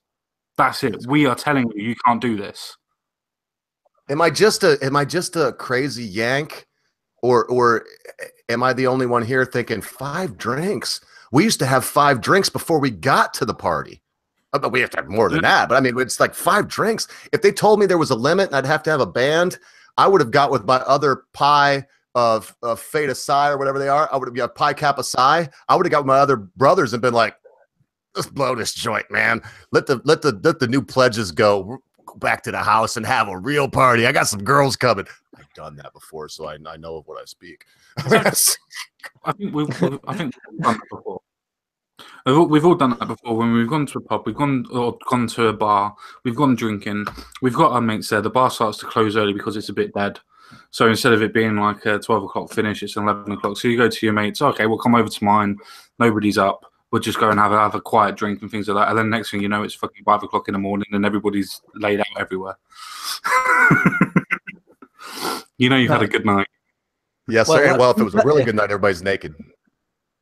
The difference between England and Wales, by the way. If the bar is a bit quiet and the barman decides to shut the door, we get a lock-in, which means we can drink as long as we want.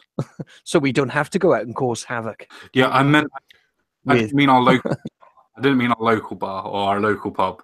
I meant when we went out in town.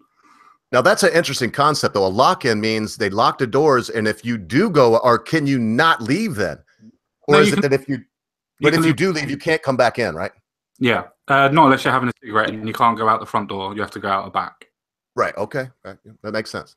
No, we should do that more here, man. That'd be nice to have a lock-in RPR. So when they do a lock-in, does that mean that the barman can, because, you know, the landlord's making good money, you know, he's getting tips and stuff. Does that mean he can just leave it open or, well, closed as long as he would like with the patrons there? No, he has to stand there. He has to actually be in the room. Yeah, but he doesn't have to close it at 1:30 or 2 o'clock. He can just keep going. Oh, yeah, no, you can keep going. He can keep going. What he does, legally, he is meant to, once he's closed the door, that's it, close down the tills and all that. But he can sign down the tills, the correct money for the drinks going over, and then cash it in the next day. Right. Well, that's better. There's also a legal phase. I don't know if it's the same in Wales or not, but they have a 24-hour licensing as well, meaning that they can also serve whenever they want. Man, there's only 2 places I know in the United States. You should know, Common Senseguy, they fucked us over in Wales before they fucked you over in England. So, with the smoking ban and all that crap, you know. Yeah. And the plastic bag fee, you know. Yeah, they fucked the Welsh over first with that one, and we still found ways around it. I've only ever been involved in one lock-in, but it wasn't actually in the bar; it was in the toilet, and it had to be the worst, dirtiest, rotten toilet you could ever get stuck in for. I can't remember how long it was. It was like 3 of us, and 2 of the urinals were flooded, and at least 3 of the actual toilets were blocked. So you can imagine what it stank like in there as well.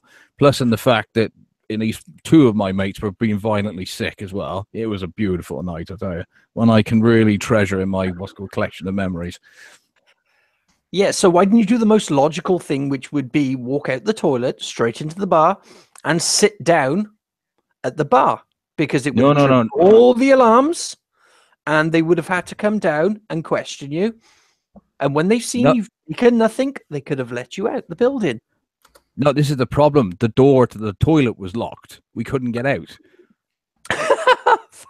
Yeah, they really lock the toilet. Oh shit! Yeah. All right, Yeah, then you would be fucked.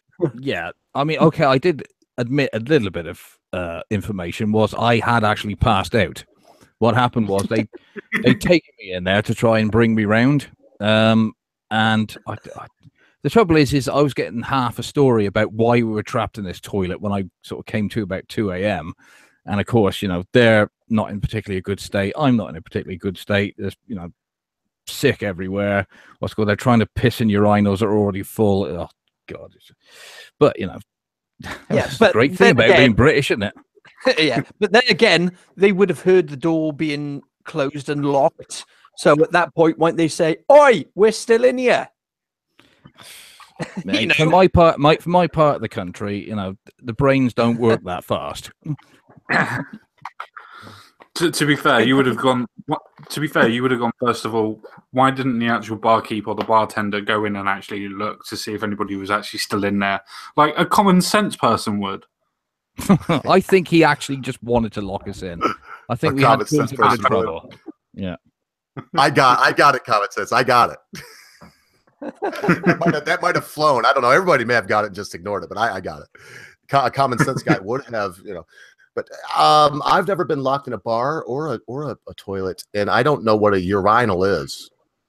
I think it's something that you pee in, and we call them urinals. Yeah. But I'm sure that correct. I'm pretty sure that like everything else, you all invented them. So I'm sure you know how to say it. No, the Chinese. I do believe it was the Chinese that invented the urinal, and the Japanese invented the flushable one. Really? Huh. Well, I go to English pubs, and in fact, those are some of my favorite bars. And not around here. I mean, in big cities, there's one in Orlando. There's one in New York I love to go to. There's one called the Village Idiot on 42nd Street in the Village, in Greenwich Village. I love, man. It's called I'm telling you, Village Idiot. You can still get a pitcher of Guinness Stout for £6. And that's cheap if you don't know. Usually it's £6 for a freaking can of Guinness, and I don't like it. Anyway, holy shit, I was thinking about the Village Idiot and totally dusted that off. Who cares? I must have been a lie, whatever I was going to say. I forgot what it was. Oh, this all came about, though, talking about Animal House. And, I'm not going to go to the government thing. I'm just going to say this. My mom and my dad were very unique individuals, and maybe this is why I feel this way. Most of you children, when you were young, when you were going to touch the stove for the first time, you got the slap, and then your parents told you something like, well, that slap was because it's hot and better to slap it. No, my parents would watch until I touched it. Psst.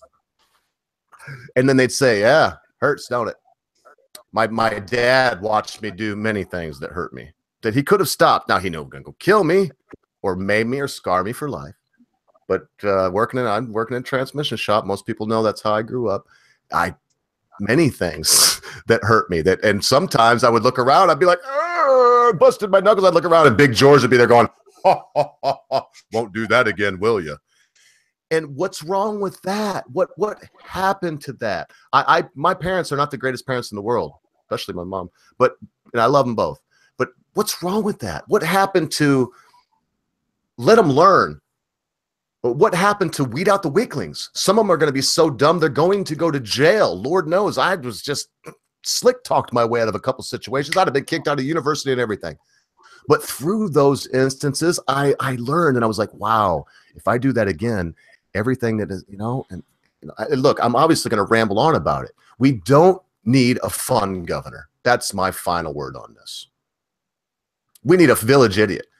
Oh, the urinal. That's why the Village Idiot. Because look, all these places I go, boys, here we have individual urinals. You go up to them and you do your business and you leave. Now, is it standard to have like a bathtub in England that everybody urinates in, and that's the urinal? Or is that just something that they put in English pubs here to make me think that's the way it is there? That's the communal one, the communal urinal. That's much more fun. Yeah, it's actually a lot more fun, actually, because you'll have a group of them standing next to each other, all trying to look like they're not looking at each other's, and then to see how long the actual stream can last. Yeah, soup can last the longest. Exactly. And, you know, it's always the one who finishes first and he gets all the insults. Ah, puffed her, get back in the bar, you bloody woman. And it's great. I'm always next to the guy that goes like this and puts his hand on my shoulder to steady himself, you know? And I'm like, because I'm not ashamed. I'll be like, wow, look at all these penises. I mean, it ain't like I'm staring, but it's like, look at all these. Oh, okay. I don't know. It's just, it's not very Jewish. I'll just say that. As a Jew, I think that we're very ashamed people that like to pee and poo all alone without anyone there. And yes, I dislike communal urinals, but I must admit that you are correct. Magic Bollocks, they're funner. I went hands up who actually thought this was going to come up in conversation tonight. No. I put my hand up, but no, I was just saying no. I know I did. As a matter of fact, we're going to move on now because it's Animal House and we got to have some fun. We got to have a laugh. After we talk about stuff like we started with, you know, we got to have a laugh. We have to have a laugh because we all need a laugh. It's the one thing. There's two things in life that are so overlooked. Everybody wants a cold beer or a red hot doobie or their hair, whatever it is that people want for comfort. But there's two things in life that bring us more joy than all the other things combined. And those two things are hugs, number one, which I'm going to leave the best for last, but hugs. To give somebody, they find it out in these old folks' homes, retirement homes, that when you hug the old people, they live longer. They feel better. You don't even have to have a reason to do it. Just come on, oh, Mrs. Jones, how you doing? And I'm a hugger because of that, not because I like bodily contact. I just found out that it's good for humanity. And the other thing, the most important thing, friends, is laughter. Why do you think I'm the laughing over? Why does anyone think that I end my show with the most solemn message that I could compose? But then end that with a jolly laugh. It's because that's the varnish that makes everything shine. It's the grease that makes all the wheels silent. Laughter, the wonderful unifying laughter. So there you go. There's my diatribe on that. Common sense. Have I told you lately that I love you? Sorry, I knew you were on the diatribe, so I kind of looked at my Facebook. I'm not going to post exactly what I see, but this is from Diane Abbott, which states, 6 months on from #Grenfell, lessons are being forgotten. Now, this is the funny part. We know fire puts out water. Sprinklers in tower blocks now. What? You lost me. You lost me. You said that one first part too fast because I'm trying to look up your Twitter too. It's the middle part. We know fire puts out water. Oh, okay, I got you. Fire puts out water. Yeah. Yes, this is from Diane Abbott. This is from Diane Abbott. We call her the Abbott-potamus, don't we? Exactly. Yeah. And she's very smart. She can count up to 11. 11. All right, here we go. Here's some British stuff, boys. Forget about the next news story. Let's talk about this for a minute. Common sense. Yeah. Everybody's got the news right there, and if they care to go to it later, they can. But you can hear. I just talked about laughter, and RPR is still tickled. So let's stick on this British thing. Y'all tell me what you're laughing about here. Who is this person? She's Jerry Corbyn's second in command. So actually, sorry, Colin. Ogre. She's the British equivalent of Maxine Waters. I think is the best. Oh, yeah. Okay. All right. So let's make fun of her. Absolutely batshit crazy. So in other words, but she also says that she wants to help the little guy, but lives in like a £5 million freaking mansion somewhere that's not in the same area. Doesn't believe in grammar schools. Doesn't believe in private enterprise, even though she sent her son to a privately educated school. She's basically, if you wanted to look up what hypocrite meant, I think she'd be the perfect definition of it. She would have her picture next to that word. So was that just a miss? Was that just a typo, or is she that dumb that what she? She's that dumb. Oh yes. This is the person that decides that. he was going to reform the whole of the police force and add an extra 30,000 police officers, and then tried to work out the wages on top of that, and worked out that they were going to get £30 a year. Yeah, £30 a year. Yes, that was going to be their wages on what she was going to allocate for adding these 30,000 police officers. What were they? Because that would last me about 4 hours of my life. That would power my life here in my castle for about 4 hours. So what would I do with the other 364 days in 20 hours? What would I do to live then? Exactly. It is just to prove the fact of how silly she really is. This is also the person that decided that she was going to back Hamas, and she was also going to say that the IRA did nothing wrong. Jeremy Corbyn's a problem. He's a problem, man. Mogmentum. I feel the Mogmentum way over here. And, man, I hope that Reese Mogg, man. And am I alone here? But, I feel the Mogmentum. I love the guy. I follow him on Twitter. Can I also just chuck in that she also said that Chairman Mao did more good than harm? What? Yep, absolutely genuine. Yeah. Oh my God. Yeah, a million poppies, right? You know, we got to. Oh my God. Yeah. And you know what? Pol Pot wasn't so bad either. He only killed like 2 out of every 3 people in his whole country. You got to. Hey, if you want to make an omelet, Magic Bollocks, you got to break some eggs, man. Where's your? You know, I know. Hashtag Stalin did nothing wrong. I said that to somebody today. I said that. I was commenting on a video that I recently just did, and one of my supporters on Minds pointed out that so many people follow these ideologies, and I said, well, some people believe that Stalin did nothing wrong. Some people believe in the idea of democide. Some people believe in talking about communism, and these ideologies really work. And it's just like, yeah, hashtag Stalin did nothing wrong. It's great, isn't it, to think that you can now kill, tens of millions of people, maybe even hundreds of millions of people. And yet, decades from now, people will actually think, well, maybe you weren't that bad. I think maybe in another 100 years, I think Hitler will be pretty much forgiven.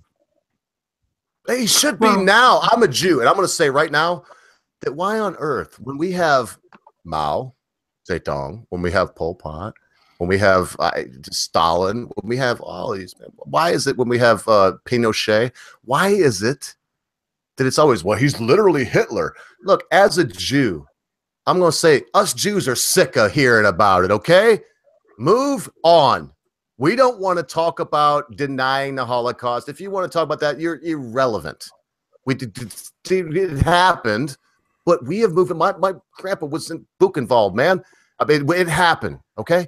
But it's long gone. And let's remember one thing. I'm going to say something nice about Hitler. I am right now. I'm going to tell you, Hitler wasn't all bad. He had the first national stop smoking campaign in history. He did not like cigarettes because they were disgusting. They killed people and they were dirty. And he didn't like alcohol. And he had campaigns, especially against cigarettes, because the German people, I don't think you could just take their alcohol from them. And the case would be made, well, you do get a nice buzz from the alcohol, and cigarettes you do when you first start, but then it's just an addict. So there you go.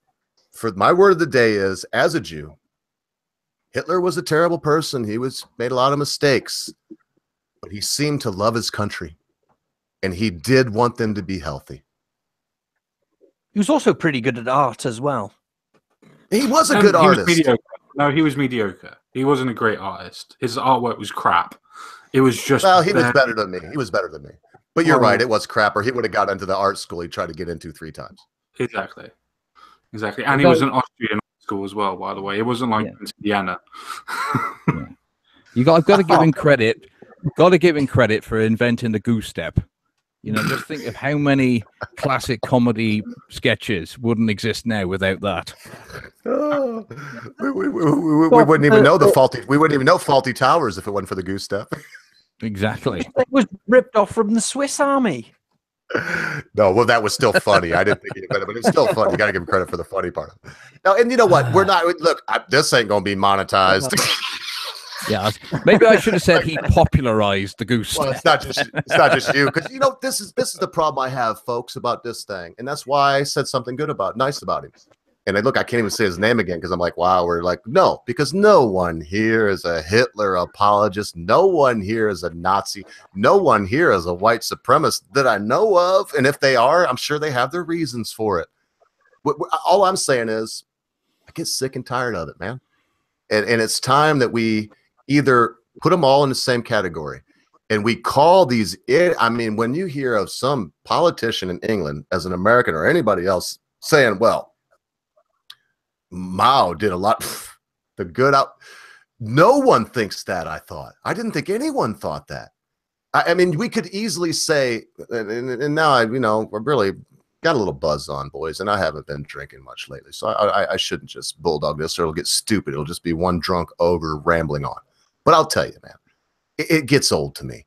And why is it always literally Hitler? Why isn't it never literally Mao or literally Pol Pot, or literally any of these other people? Why is it always that?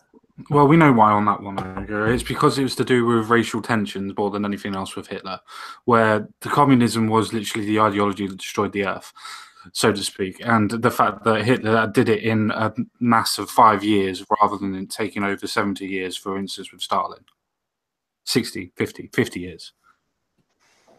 It was a case of how quick he did so fast. It was how many people died so quickly.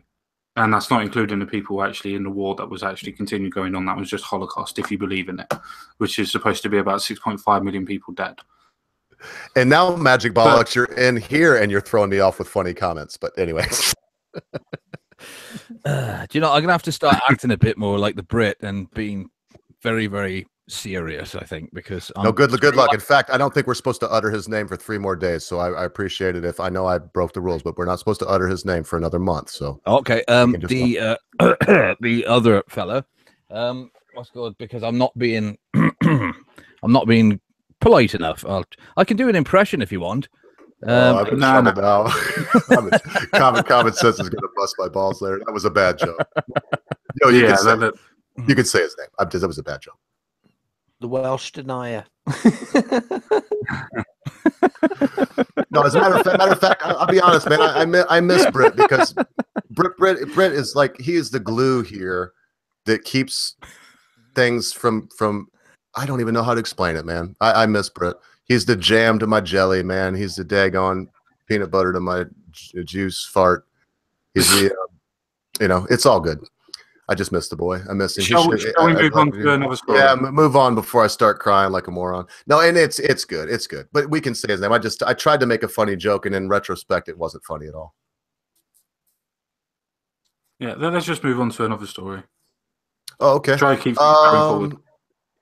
All right. Well, we got. Let's see. Well, how about this one? I would like to get these boys' reaction on this. The tolerant Islam, common sense. I know I'm jumping around. Why don't you can pick the next one too if you'd like. It doesn't really matter.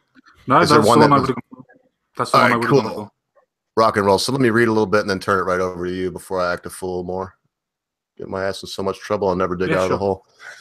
So it says right here, we got the tolerant Islam. For those of you following along, it's number 5. It says bid to outlaw gay sex and adultery fails in world's largest Muslim majority nation. So question first. What in the chat is the largest Muslim majority place in the world? And it's not where you think it is. Just very, very quickly. Can I take a guess? I only know because I've read this article, so I won't cheat. I just want to take a guess, okay? I know it's going to be wrong, but I'm going to say it anyway. Bradford. No. Good guess, though. This is not where we think. Oh, so let's get. In fact, look, Sardonic 7 said it. Yeah, we got Sardonic 7 got it. Now Sardonic 7 and Adam Weishaupt got it. I don't know if you people cheated. They may have read this. If you read this, press 1 and don't lie. And JJ Soda Rock said Dearborn, Michigan, which that's the largest concentration of Muslims. So look, I'm going off the rails. So no more booze for me today. I'm just going to say that did you know this? Because that was a good question, and they're right. Say who it is now if you didn't already. Common sense. Where is it? It's in the whole of Indonesia, And the reason why I knew it was the whole of Indonesia. Yes, I said Indonesia. Yeah, Sorry. the reason why it's the whole of Indonesia is because I believe there's over 5 million people more in Indonesia than there is in the whole of the Middle East. That's right. That's right. And they're moving there. I mean, Burma is Myanmar, and the Taliban is in Burma. It's hard for me to believe it. I can't believe that these people there, the Asian people, are allowing these barbarians to come and take over their wonderful way of life that is the oldest on our planet that we know of. I have no idea, but they're doing it. So there you go. It's Jakarta. This is coming out of Jakarta, Indonesia. And then let me just read this, and I'm going to cut you boys loose. I have to pay on the Wall Street Journal to read too much, so all I've got is the first part of this story, but it'll be enough. It says Jakarta, Indonesia. A bid by religious activists to outlaw sex outside of marriage and gay sex has been narrowly rejected by a powerful court. A rare recent victory for Indonesia's moderate forces. The court's decision bolstered social liberals in the world's most populous Muslim-majority nation. Indonesia has taken a conservative bent in recent years, with the government cracking down on alcohol sales and banning some pornographic online content. I'm not going to be an apologist for any of these things. I mean, obviously, if I had one more beer, common sense would be kicking me out of this stream that I started a year ago. Yeah. So yes, no, alcohol has its place, and it can be good, but it can be bad. I'm just going to go back to what he said earlier. We should be the ones that decide that and make. Let me just turn this right over to you, man, because I got so many feelings about this as a Jewish person. Let me just turn this right over to you, Common Sense. Well, it goes to show you that even with people that are supposed to be moderates and things like that, in the biggest Muslim majority country and countries, you've got the place where people are still not letting people have gay sex. Understandably, I can understand how adultery and things like that is, but I think it's a reform of the adultery laws. Because if a man cheats on a woman, the woman still gets beaten in a Muslim country, as far as I'm aware, because of the Sharia law. As far as I'm aware. Though if anybody wants to correct me, please do. But I'm about 90% sure on that. So when it comes to the point of actually taking away booze and things like that, and forms of pornographic material and things like that, which you have to remember is online as well. Obviously, there are some forms of pornographic stuff that shouldn't be put onto the internet, i.e. child porn and things like that. So, well, child rape. Let me put that in correct terms before I go any further. Because it wouldn't be a form of pornography. That means it would actually be legitimate, where it's not. It would be rape. So, obviously, that can't be put on the internet. But most other things, fair enough, can be. But you can understand in certain points of view where some things might be, might not be. But you have to go with the stance that if you're going to ban one thing, then you're going to have to ban all of it. Apart from things that are actually illegal. So, to me, it's a case that this just shows you that even though people are trying to become and change the religion from inside, so to speak, the liberal moderates that are supposed to be in the religion, the old ways will not let them. It will not let them change it. Even if it's only a narrow victory, it's still a victory for the conservative version. And that's worrying, especially when I speak to certain people that are now saying that they want to deport all of them back into a separate part of the country and leave them there because they believe that they can't reform the religion at all. Now, holy shit. I'm sorry. Holy crap, Common Sense. Before we even go on, I really have to stop right now. Please look at the chat, Common Sense, and I'm going to read this as you look at the chat. Consider the early Christmas. Consider this an early Christmas present, guys. Heading into the third 65+ hour work week back to back, so not around much until Christmas. Keep up the good work in 2018, or alternatively start a socialist diet camp for overweight SJWs. So thank you so much, Binary Surfer. This will go in the kitty with your very, very, very generous donation today.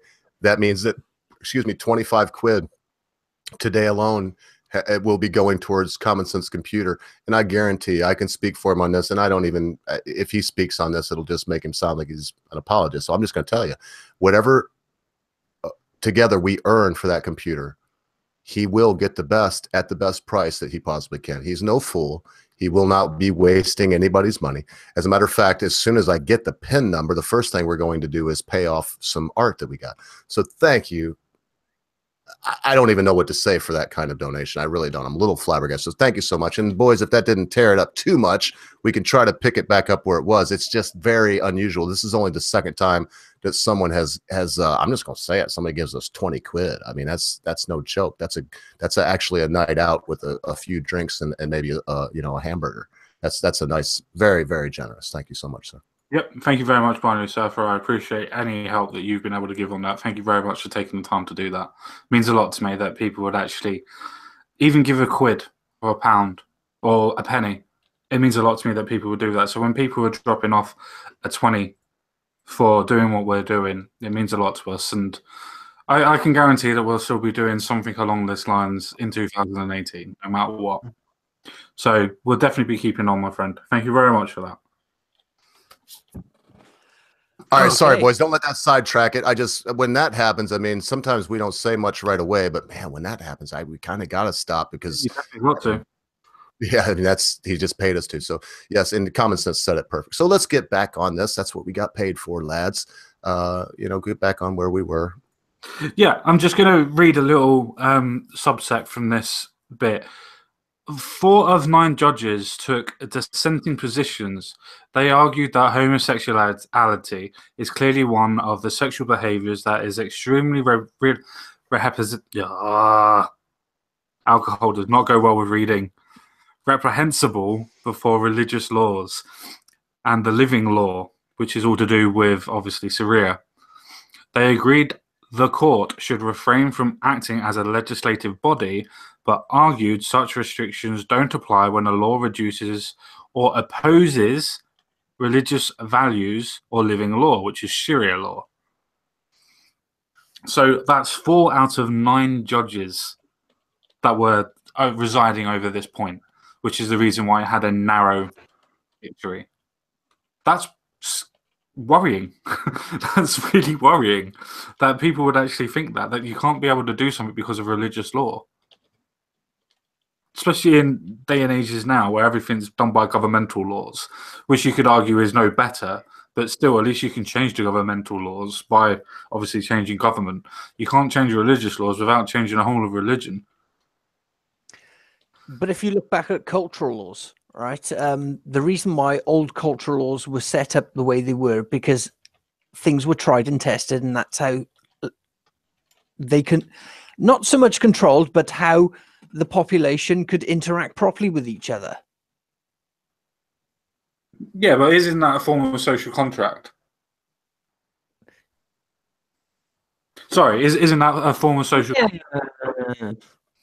Yeah, I would actually say to a point, yeah, it was a social contract. But once you start bringing religion into it, that has no bounds in it because, but you are religion laws. Sorry, I just want to make this point and then please carry on. You're arguing a point of culture laws where culture law isn't a religious law. Culture law is done by the actual culture that's doing it. It doesn't mean it has a form of religion. Yes, which means in the overall picture it has no meaning. Yeah. Oh, sorry. Did I just piss on Islam? Sorry. No, that's fine. That's what we're here for. I certainly hope. Yes, I certainly hope so. Everyone, let's line up on the urinals. Let's take a go. And very quickly, I don't know much about this, but I'm gonna give a shout out right now and use my one for today because we might go one a section, but we're trying. It's just the way it is, folks, and we appreciate everybody in there. But I've already explained it, so I'm not gonna do it again. But who was this? Oh, this was Ain't Jack. Said Myanmar is fighting back, but Western busybodies are trying to get in the way and calling the Buddhists, boys and girls, who do not even kill insects on purpose, as evil. And we know that's true. Buddhists, man, literally don't do that. But Buddhists know that if a mosquito lands on a Buddhist and is eating, they won't slap. They don't kill. They do not kill. And how we could paint them as evil people, it's only because Muslim ideology would say that if you don't accept, who is it that they like? It's Allah means God. I think it's Mohammed. Piss and crap be upon his face. It's that guy. If they don't accept him, they're evil. In fact, if I said that in front of a Muslim, if I looked at them and said, "Oh, Muhammad, peace be upon him," they would want to kill me for my words. I mean, this is insane. And anybody that says we should tolerate, tolerant Islam. So that's the point. Thank you so much for that too, because I do believe that Ain't Jack is somewhere in that region. I don't think he's in Myanmar. I believe he's South Korean. Right. South Korean. So maybe not from Burma. And I even hate that, folks. I just said Myanmar. I don't want to. It's Burma. It's Burma.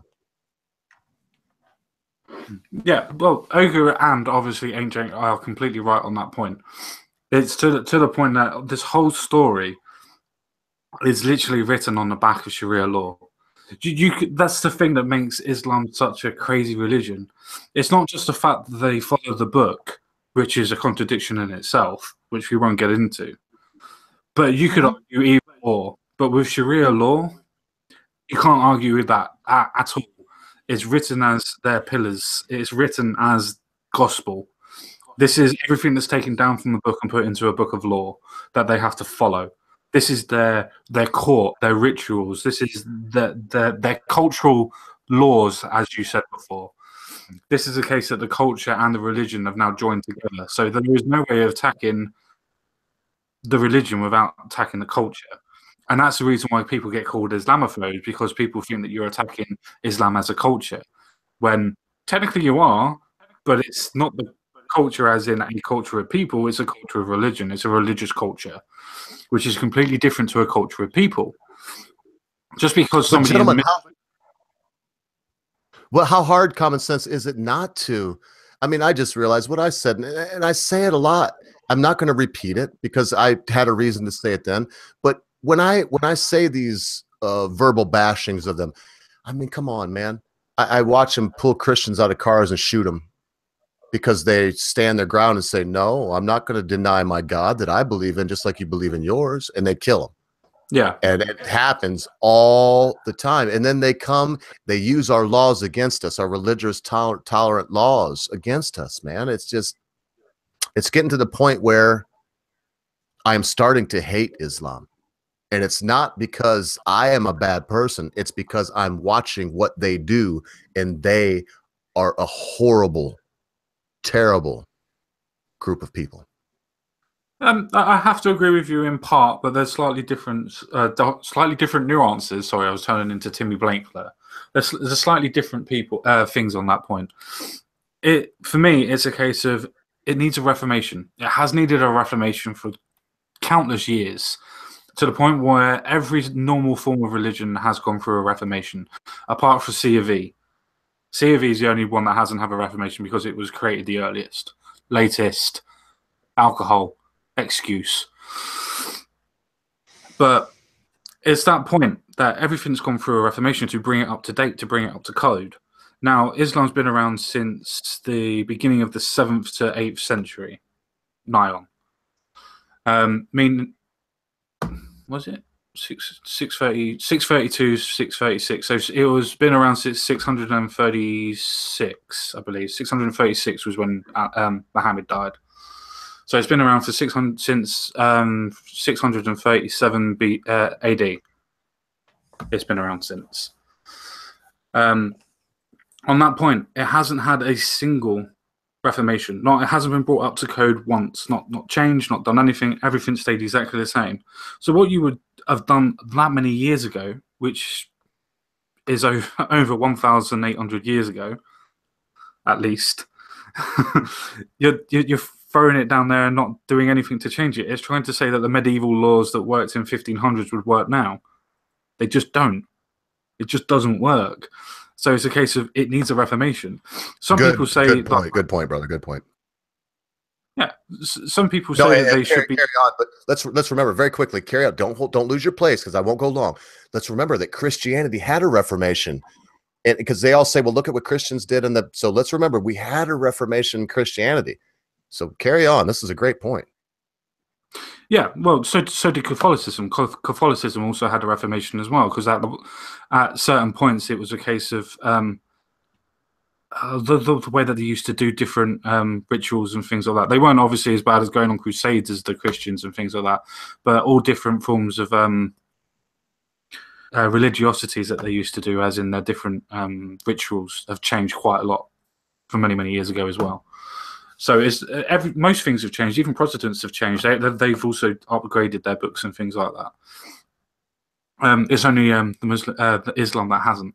It's the only religion that hasn't changed. Even Sikhs have gone up. Even Buddhism, to a point, has changed. Not too much, but it's still changed. It's still reformed. It's not changed to a point where it's completely gone against its ideas or anything, but it has changed and evolved. Where Islam has not evolved since its conception in 637. And I would just want to get this in before Mrs. Ogre is no longer watching the show at the hospital, but Mrs. Ogre's watching right now, and this is almost as good as getting it to me as getting it. I won't say the number again because man, that was great, man. Thank you again, Magic Surfer, Binary Surfer. But Mrs. Ogre says, "I'm watching the show while I have a minute. Tell Magic Bollocks, specifically you, sir." And I don't know if you see my old lady. She's hot, man. Long strawberry blonde hair. She's actually stunningly beautiful. She says, "I'm watching the show while I have a minute. Tell Magic Bollocks I said hi." So hi, Magic Bollocks, from the lovely, the one and only Mrs. Ogre. Hey. She's probably my second favorite woman in the world. But she really likes you. She did enjoy last week a lot. That's why another reason I'm so glad that we didn't I didn't forget about you. Well, I did. That you reminded me. So yes, lads, let's do this. RPR hasn't said much on this, so if you have something, let's go. RPR Magic Bullocks. I've already went off the handle on a couple things, and I need to just get my mind together before I start spouting off and being a dick. So let's go. RPR Magic Bullocks and Common Sense. Not your last words, just your final thoughts on this thing, and maybe we can cover one or two more news stories before we go on into our final word proper. Well, you're gonna have to bring me up to date because I stepped out for a few moments. And oh no, we're still talking about the Muslim thing. We're still talking about this whole Muslim thing in Burma and the idea that they're trying to outlaw gay marriage and adultery, but we're supposed to tolerate this tolerant religion where we can see they're taking over in Indonesia, where that is not, in case anybody doesn't know, that's not a traditionally Muslim country. My opinion is going to be, since Islam is one of the youngest of the older religions, Church of England, of course, we should treat it like a child. It doesn't know best until it experiences the wrath of reality. So when Islam actually grows up and figures out, yes, life is not going to fucking accommodate its ideas, then yes, realizes that, then maybe the rest of the world will say yes, he might accept you. And until that point, I don't think it's going to happen. Damn, I don't want to cut in too much, but I think that is one of the best things I've ever heard. And I've never heard it before. That the idea that because they're a young religion, a child, we should treat them as such. Well put. Yeah, oh, and we'll go right down the line. It sounded like he was done wrapping up, so we'll go right down the line of what we think on this Magic Bollocks, and then of course Common Sense knows when it's sister. I don't really know what to think about it, to be honest. It's I mean, I'm lucky in respect because we don't have many well, not that I'm aware of many Muslims living in my area. I mean, a lot of the UK outside the big cities is still predominantly white and traditional. I wouldn't say necessarily Christian, but you know, the Christian Judeo sort of culture is still very much there. So the trouble is, though, is what really annoys me is where has all this love in the West for this religion, you know, what they call the religion of peace, suddenly come from? Who's buying? I mean, who's bribing our what's called, you know, our leaders to actually think this is a good idea, bringing this this ideology into the West that doesn't seem very compatible with all the supposed left-wing dogma that is very much in favor at the moment. And yet, if you get a LGBT, BC, KFC, OAB, whatever the fuck they call themselves this week, if one of these people go into a Christian bakery and say, make me a cake with I love brown love on the cake, and they say, certainly not. What's called, and they, why not? Well, it's against my religion. Guaranteed, they'll be taken to court, they'll be sued, whatever. Why don't they ever do it to a Muslim bakery? Not that I think there are that many Muslim bakeries, but it's that double standard that sort of gets on my tits, which is, if you're supposedly someone who thinks that religion is bigotry, why do you only target one? Why don't you go after them all? It says to me that somewhere in this ideology, you cannot attack any religion, especially Muslims. And I just want to know why. I mean, there's obviously the obvious answer, which could be, of course, Saudi money, buying influence in the West. But I don't know. Sometimes they're the child of religion, and they must be protected. Well, the religion of peace, or as I call it, the religion of bits and pieces when they're finished with you. The religion of peace, the actual bit that they actually use on that is pure propaganda, because they say Islam means peace. It doesn't. It means submit. That's exactly. It means there is no peace in that religion. But you make an extremely valid point, to the point where I know, for instance, people like Sadiq Khan, for instance, they're obviously people that are of Muslim faith and things like that, and they're becoming leaders. Now, he's not the only one. There's some in the Conservatives as well that are leaders as well. There's a couple of others that are in Labour in themselves. But that's how they're gaining more influence and being able to provide more laws, because they're forcing themselves into the best paid positions. They're forcing themselves into the best political positions. That's where I think... Wasn't one of them the previous president? What, do you mean Barack Obama? Yes. There was technically no evidence, but yes, there are conspiracy theories to say that he was Muslim. There are conspiracy theories to say that his dad was Muslim, but I would have thought that he was. But there's no evidence to say that he was. I heard that he was supposedly a quiet member of the Muslim Brotherhood, but again, there's no evidence of it. It's just, internet theory, isn't it? Yeah, I mean, InfoWars did that whole special thing where they said that Barack Obama wasn't sworn in on the Bible; he was sworn in on the Quran. Then obviously there's loads of other stories as well. But I also remember a story from the Guardian that points out that Barack Obama's Muslim. Though I think that doesn't particularly matter to the point of if he is or he isn't. It matters the fact that people are using the small amount of influence that they have to push forward their ideologies.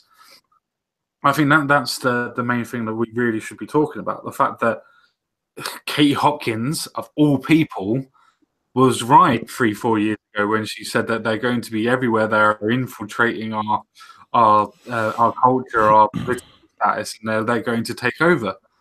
I think you'd have to say that she called that one right, whether you like her or hate her in that aspect. You'd have to say she called that one right. Have she done her? Well, you've got to look at the maths, and she is right. You look at the maths, and it is right, because normal Westerners, when we breed, we have, what was it, 2.3 children? Something like that. Yeah. Well, used to. Anyway. Yeah, whereas I think it's about 8 now. And whereas the Arab community, I'm not saying Muslim for obvious reasons, they tend to breed at a point of 8 to 9%, 8.9 children, per parent. That going on that basis, yes, they're going to outbreed us. It depends. If you say Arabs, as in the Western, The Middle Eastern, yeah, they're around about 6.5 to 7.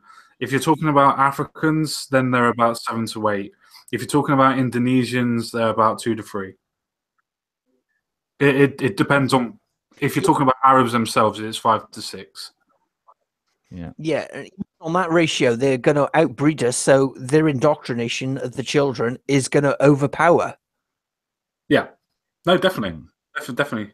I mean, we're already seeing from our own points of view, from second and third generational of immigrants that have come across, that are the ones that are perpetrating most, if not all, of our terrorist attacks. I can't say all because I have to put out the hashtag, but most. So most of our terrorist attacks are generally done by second and third generation immigrants. That doesn't mean that they are immigrants. It means that their mums or dads or their granddads were. And that's quite interesting, that the ideology is Mr. Generation and then has been indoctrinated into now. Yeah. Just going back to one thing you said earlier on, Common Sense. This is on topic, but slightly off topic as well. Woohoo! Sadiq Khan. Yes. Sadiq Khan. I'm surprised nobody else has spotted this. Don't you think he is an absolute dead ringer for Mr. Bean? He's got exactly the right face for Mr. Because I call him Brown Bean. Because, I mean, I personally think putting Mr. Bean in charge of London couldn't do a fucking worse job than him. I mean, the only thing that I understand where you're coming from. I know it's a joke, and I'm not saying I'm not going to joke about him. I think he's an absolute twat, but I wouldn't even put. I can't remember the name of the actor, but I wouldn't even put him anywhere. Near Rowan. Yeah, I wouldn't even put him anywhere near Sadiq Khan. I wouldn't even put him in the same room. So I wouldn't even give Sadiq Khan that much of a privilege to even be near him. So, but Sadiq Khan himself has got freaking ties to. He was the lawyer for the 9/11 bombers, wasn't he? He was, and isn't his imam apparently a quite a extremist as well? Yes, I believe he's not the man with the claw. But yeah. No. But we must respect Sadiq Khan, because don't forget his old man was a bus driver. It's not like he hasn't told us every fucking day of his what's called tenure of being mayor of London. Yeah, I absolutely love that. I'm going to stop what Boris Johnson was going to do and make a bridge full of trees and grass and everything else like that over the Thames. And then I'm going to complain about the absurdity of the air quality that's in London. Do you think it might have something to do with the correlation of there are no trees in London? Especially over the River Thames. Okay. Sorry, old Matt in the chat just put bus of peace. I'm sure his dad would have been proud. Yeah. It's truck of peace, Saitan, man. Some funny stuff. Riding along on the truck of peace on a busy highway. You know, who we gonna bump into today? It's like they're running people over while they sing that song. If anybody don't know who Saitan is, please go watch the truck of. Just type in "Leave Here Now," type in "Truck of Peace," Saitan, and you'll know what the joke is. Yeah, not yet. Wait until we finish. But he is absolutely hysterical. He would be a writer for Spitting Image if it was still on and it was actually still bipartisan. Of course, it wouldn't be anymore if it was still on. But that he is absolutely brilliant. Yeah, definitely. Oh, Spitting Image would be owned by the BBC by now, and Yeah. Horrible, yeah. It would be totally bollocks now if it was still on. Speaking of the BBC, my petition still only has 17 people. We still need more people to sign it. Oh, what's this, Common Sense? Oh, well, you don't know? No, don't know. Tell me all about it. Oh, fill him in. Go for it, Common Sense guy. Fill him in. Okay. I'm going for it, bollocks. I'm going for it. Basically, I produced a petition to denationalise the BBC, or at least make the tax be produced for everybody. Because in January 2016, it was not and is not a serviceable charge anymore as a TV license. It has now been reclassified by the ONS as a tax.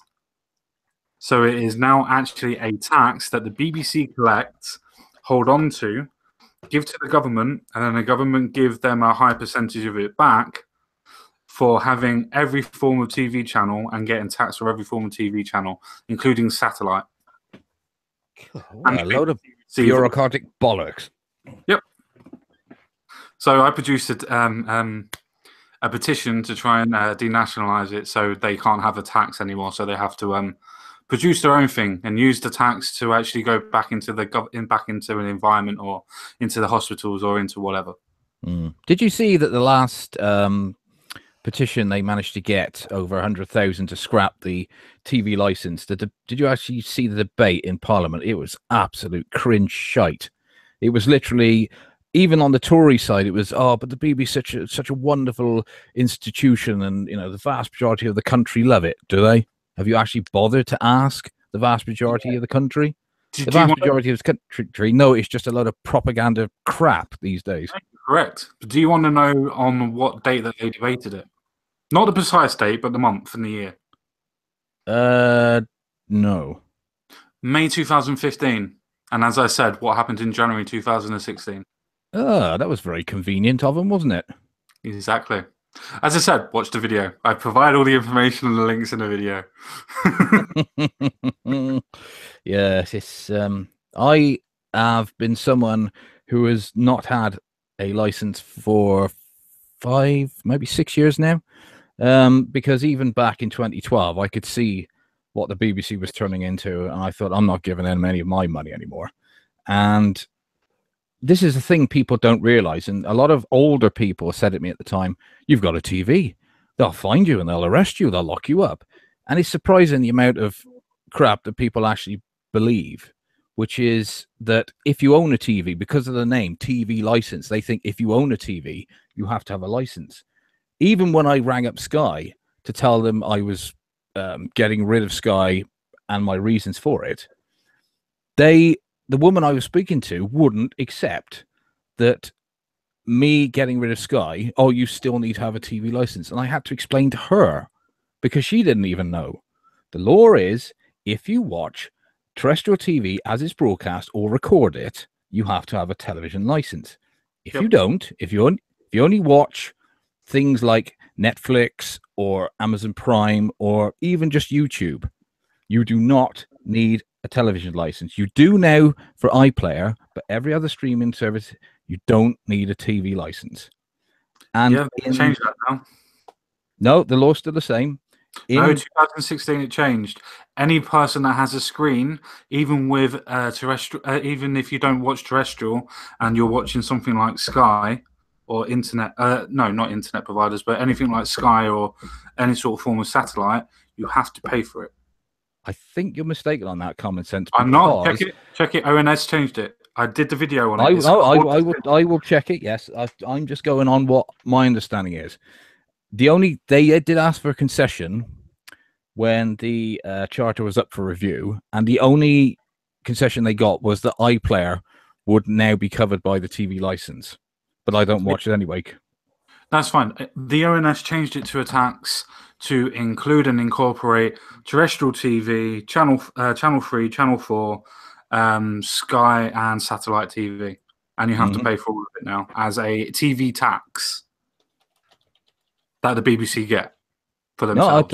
No, I'll take your word for that for the time being until I find out for myself. But do you know how many times I've actually had a supposed inspector come to my house to, supposedly inspect my house to make sure I'm legal? Did you have any after January 2016? Nope. Yeah, I had one knock at the door back in 2013 at 8 o'clock in the morning, which I was bollocks if I was getting up at that time of the morning. And they simply left a "we called" note. I had another one in 2015. They didn't even knock. They just put the car through the door. And both times, 2 days later, my electric and gas bill came through. Because the company that actually does the supposed TV licensing is a company called Capita and G4S. And I'm sure you've probably heard of these companies before, because they're constantly in the news. Oh, G4S, yeah. I think most people in the UK have heard of that company. yeah. Basically, what's called somebody you really don't want to work for or work with, and what they do is they I'm under injection. yeah. Capita basically are the company that do the TV license, the inspectors, as they call themselves. Whereas G4S will just give out the we called leaflets if they're about. What happened with me was because Capita or G4S was working for one of my utility companies, they'd come to my house to read the meter, and they were also doubling up, you see, as a TV licensing inspector. And because I haven't needed my meter reading now for quite a while, most utility companies don't bother anymore. I've had nothing. And even if they do come, you treat them exactly the same as you would any other cold caller. They say, they ask your name, and you say, who are you? And once they identify yourself, you say 2 words, fuck off, shut the door. They have no more right to enter your property than any other double glazing salesman would. It depends if they get a warrant or a court injunction, but they do have to show you that and the actual paper before they come in. Yes, but, hen's teeth, I think, is the right expression there for that. There's there's a website called. They don't have teeth. I raise chicken. Yeah. There's a website called TV License Resistance, which is very interesting and informative. If anybody out there wants to go and have a look at it, I'm not a member. I'm not endorsing it. I'm just saying it's a place that's actually very, very informative about the things you can and cannot do. What's going? Because I would never condone breaking the law. You know, if anybody is not paying the TV license and is still got a Sky subscription or still watching terrestrial, you shouldn't be, and you should have a license. But you can actually counteract that one very easily. How's that? Right, with when they present you with a bill for trying to think of it now. It's if they present you with a right of law of the crown, right? You can counteract that with you must produce me with a law of the crown of the right of the people. And if they can't produce that, you can still fucking tell them to fuck off. That's not that Freeman of the Land. Yes, part of the Freeman of the Land. Yes. Yes, I've heard about this. I've seen a few of them about. They're normally the ones who've got CCTV cameras everywhere and are constantly telling people that you can't fine me for parking illegally, and you can't. A policeman cannot do me for speeding because of all these supposed ancient laws that we've still got in place. Yes, which have not been revoked. And until they revoke those laws, any law that they pass over that is nil and void. If they're getting away with it, that's fine by me. Yeah, but most people are so blind to say, "Oh shit, I've got this letter saying I've got to do it," and they haven't got to. Well, that's it. I know, for instance, there's a difference in a parking fine and a parking ticket. If you get a parking fine, it's only the company that's fining you. If you get a parking ticket, it's the county that's fining you. And if you don't reply to the parking fine, then you don't have to pay for it. But as soon as you respond, you have to pay for it because you're accepting legal responsibility, apparently. Yeah, but I've put into the you're entertaining the allegation against you. Yeah. Just for RPR's information, I put in the side chat for the Hangout, and I put in the side chat for the live chat as well on the actual stream that we're doing, and so is Ogre. The link to the video that I did for the BBC denationalisation with all the links and everything that you need for the tax. Yep, it's there. And boys, we're rolling down to it. We're getting close on 2 hours. I'm gonna let you boys cut loose, and all the rest of the news is there. Anybody can get into it. Hopefully, the ones here gathered together are thinking about their final words. And just if I don't get a chance before, I appreciate y'all being here. Woo! I appreciate me. Sorry. Yeah, I'm a bit disappointed Shinobi's not here because that would have been really great if Shinobi was here. You know, 3 Welshmen. I think we did all right. Yeah. I think we handled ourselves pretty well. I think we commandeered the stream from the Americans, so I think we did all right. Didn't we, Ogre? Y'all did marvelous. Yes, brilliant. Yeah, you managed to drag a brain dead Welshman to join you. What one? You're good, man. Just no clinical depression, just a little low. You know, you find things out about people. It sometimes takes a long time. It sometimes comes quickly. I'll sum it up. I'll leave all names out of it when I do, but I'll sum it up in my last word. I'm going to say one thing right now. I am not now, and I've never been a coward. I would never stand idly by while someone bashed me. Never. I don't care what the situation. I never have, and I never will. Sometimes we give no. Let me save it for my last word. I've got a last word. I've got a final word. I do. The only thing I'll say on that before anything goes forward on that is bridges. Don't burn them. I wouldn't burn any bridge, but since you know what I'm talking about, a bridge has just been violently burned. And since you do know the whole story, this person has been lying. He's been totally lying. And I found out I don't even know what to do because I have information now that I can't share. And it's not easy for me, but I'm going to stick and do the manly thing. I would say that, but I would also suggest anybody that could hear my voice, do the manly thing. Don't be a coward. And if you are a coward, go be a coward somewhere else and don't ever speak to me again. Nope. Fair enough. Should we do one more story or what do you want to do? Oh, it's totally up to you, Common Sense. I don't have the words right now to tell you how much I appreciate you being here. So as I've been trying to do, I was screwing up and you were kind of giving me the little signal. So I'm trying to just remain calm and quiet. If you want to pick out, dude, I'm here as long as you're here, up to 3 hours. So I'm here as long as you're here, Common Sense. Maybe not do 3 hours this time. Yeah, well, as long as you're here is all I'm saying. If you want to do another story, you do it there. Oh, my Lord have mercy. T-Broad, just thank you so much, man. I don't even know what to say, bro. That's 40. That's 50 quid today. And I know it's Christmas. I don't expect it all the time, but T-Broad, he didn't even want us to say much. He just says Merry Christmas. T-Broad, didn't he gave us 20? Didn't he give us 5? He's the one that gave us 5 quid earlier. He's giving us 30 quid today. I don't even know what to say. I thank you so much, T-Bro. It made my day. It means a lot to me because in my heart, it's important to me. And Common Sense, he helps me tremendously. And if there's anything I could do to help him, and if it came through this channel, it would make me very happy. It would make me happier than if you all bought me a computer. So y'all doing this for my brother, it means the world to me. Yeah, I second that. Thank you very much, T-Bro. Thank you very much. And fuck me, save some money for yourself, mate. Appreciate it, but save some money for yourself, mate.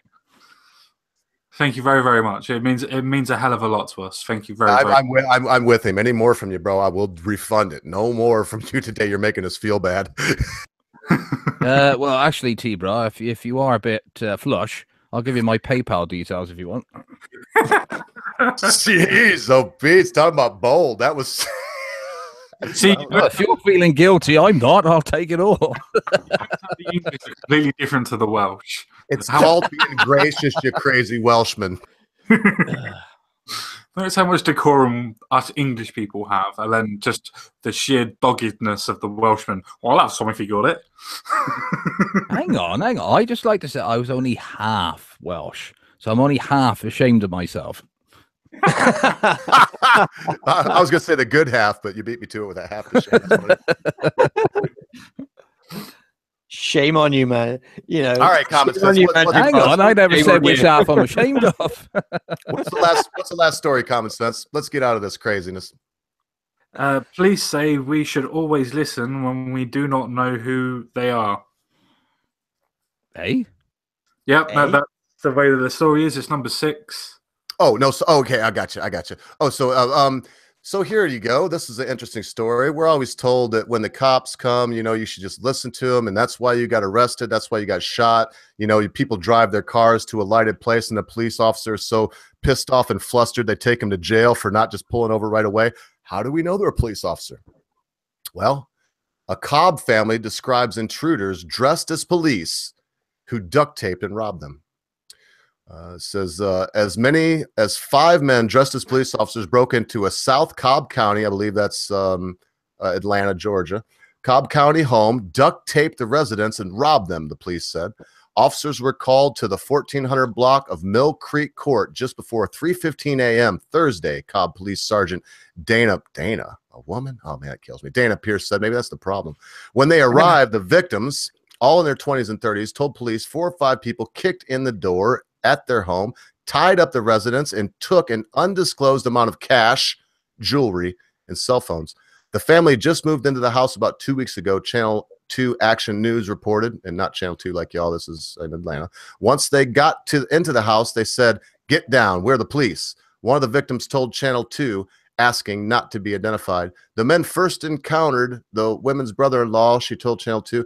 He was the first one to have duct tape all over him and a gun to his head, telling him not to move, to look back, she said. So here you go. There's intruders masquerading as police. Oh, I just realized I wasn't sharing this article where you could read it with me. Sorry, I've been off camera for a little bit. But, it's there, and you can read it yourself. And it's me saying, look, I will give the first little truncated word on this. It's incumbent upon all of us to take care of ourselves, whether it be mentally, physically, or any other way.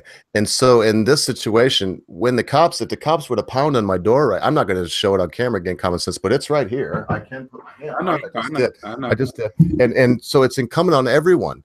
If the cops were to knock on my door and they said, "Open up, it's the XYZ County Police," I would go to the door with my gun in my hand. I've done it.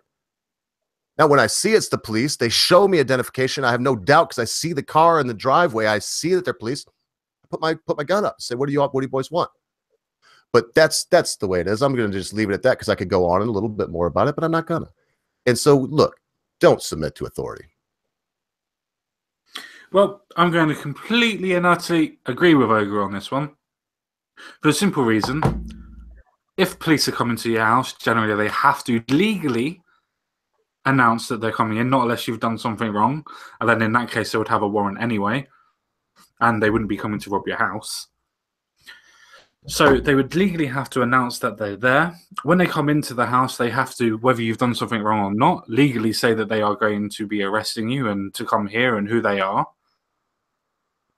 And second of all, if somebody gets out a bit of duct tape, you know that they're not the goddamn police because they have fucking cuffs. So they're not going to try and tie you up with duct tape or anything else like that. They're not going to do that. So for anybody that thinks that this is something that could happen from the police point of view, no, because then all the police officers would be arrested themselves for breaking the law. They have to identify themselves, but most importantly, they have to have their badges and everything else like that on show. They can't just be dressed like police. They have to show everything. Now, I'm not trying to say that these people in here are silly or anything else like that. But if somebody breaks in your door and then just says, "Oh, we're police, get down," then fair enough, you probably be in the case of looking down. But it's a case of don't just listen to them. Take 2 seconds to have a look what's going on. If you know you haven't done nothing wrong, there's no reason for the police to even be in your house and to announce that they're there. This story is very, very weird to me because obviously we have different sections of police, obviously. Our police wouldn't necessarily come barreling in with guns drawn for a start. And if armed police are coming to your house, I'm hoping Ogre will correct me if I'm wrong on this one, so hopefully he's listening. But if you have armed police that are coming to your house, generally it won't be one police officer that's drawing their gun. It would be more than one. All of them would be, and 9 times out of 10, they would also have an automatic weapon of some sorts. It wouldn't be handguns. If they're actually coming, they would have your house surrounded before they knocked to the door if they had a warrant. So that's the difference on that one, and they wouldn't have handguns either, would they? They would be coming in with some form of atomic weapons. If they yeah, I mean, 9 times out of 10, if they're coming to your door, no, they would have their service weapons, but there would be people right behind the officers with their service, their Glock or whatever, with AKs, with AR-15s, and it's very possible that the contact officer, as they call them, at the door, would have an AR. The fact of the matter is Common Sense, you're making a good point. Yes, if the cops are there, the cops are there, and it is pretty easy to ascertain. I just want to reiterate: don't submit to authority. It never worked out well for me. Hell, I just did a bunch of shit somebody wanted me to do, like took videos. It never works out. It always works out bad. You want to stick up for yourself. You want to stand up for what you know is right, and you never want to give in. If you do, you'll always live to regret it. Yeah. I agree with that for the story's point of view. It's a case of we do have to carry on. What do you guys think about this story? Because I've sucked up enough freaking air, and Ogre always speaks anyway. So what do you guys think? Well, I personally think, from personal experience and all that, the police always declare who they are before they enter the premises anyway. To enter the premises and then declare, that's a false flag and me, from the start. Mm-hmm. No, I agree. Because generally they ask you to lay down on the ground, and if you have any weapons, to put the weapons down, we're coming in. Yeah, but they normally do that before they enter the premises. No, I agree with you. That's why I said it that way. That's generally why they're letting you know what's going on beforehand. Mm. Make a good point. Is all I was trying to get at. Sorry, I don't think anyone can argue that point, actually, can they? That's how you know the true from the false. The true will declare themselves, the false will not. Does anybody actually see the police anymore in this country unless you've actually put something nasty on Twitter these days? Well, we don't see him in Wales because nobody cares what goes on in Wales. So, no, we don't see... Oh, you racist. So racist. Hey, that's regional racism, that is. I'm not racist if I'm not saying it's due to a demographic. It's just because there's nothing going on in Wales. Yeah, you cheeky bastard. You'll be telling us to go home, eat our pot noodles and watch Gavin and Stacey. The thing is, you don't even sound Welsh. You actually sound something else beginning with a P. Hang on a minute. What are you accusing the Welsh of? You reckon there's some kind of crossbreed, do you? Yeah, he thinks we're from Talbot. And we know that's not true because they all fucking hung themselves back in 2008. Exactly. Oh, that was Bridgend, wasn't it? Yeah, Bridgend and Port Talbot. Yeah. Do you know, that was back in the good old days when you could put something that was slightly controversial online and potentially not go to prison for it. Because when, I forget what it was on now, but, lots of people were saying, oh, it's very, very sad, all these people from Bridgend killing themselves. I said, what could it possibly be? And I just put, because they live in fucking Bridgend. Bridgend, yeah. If I lived there, I'd have fucking slipped my wrist years ago. Strangely enough, I said the same thing roughly at the same time.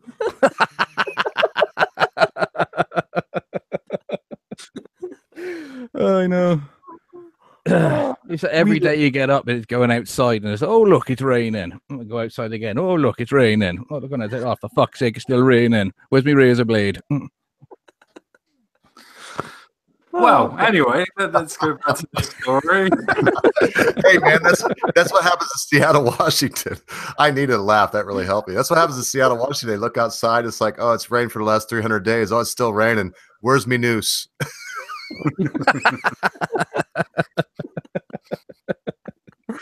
Oh my God.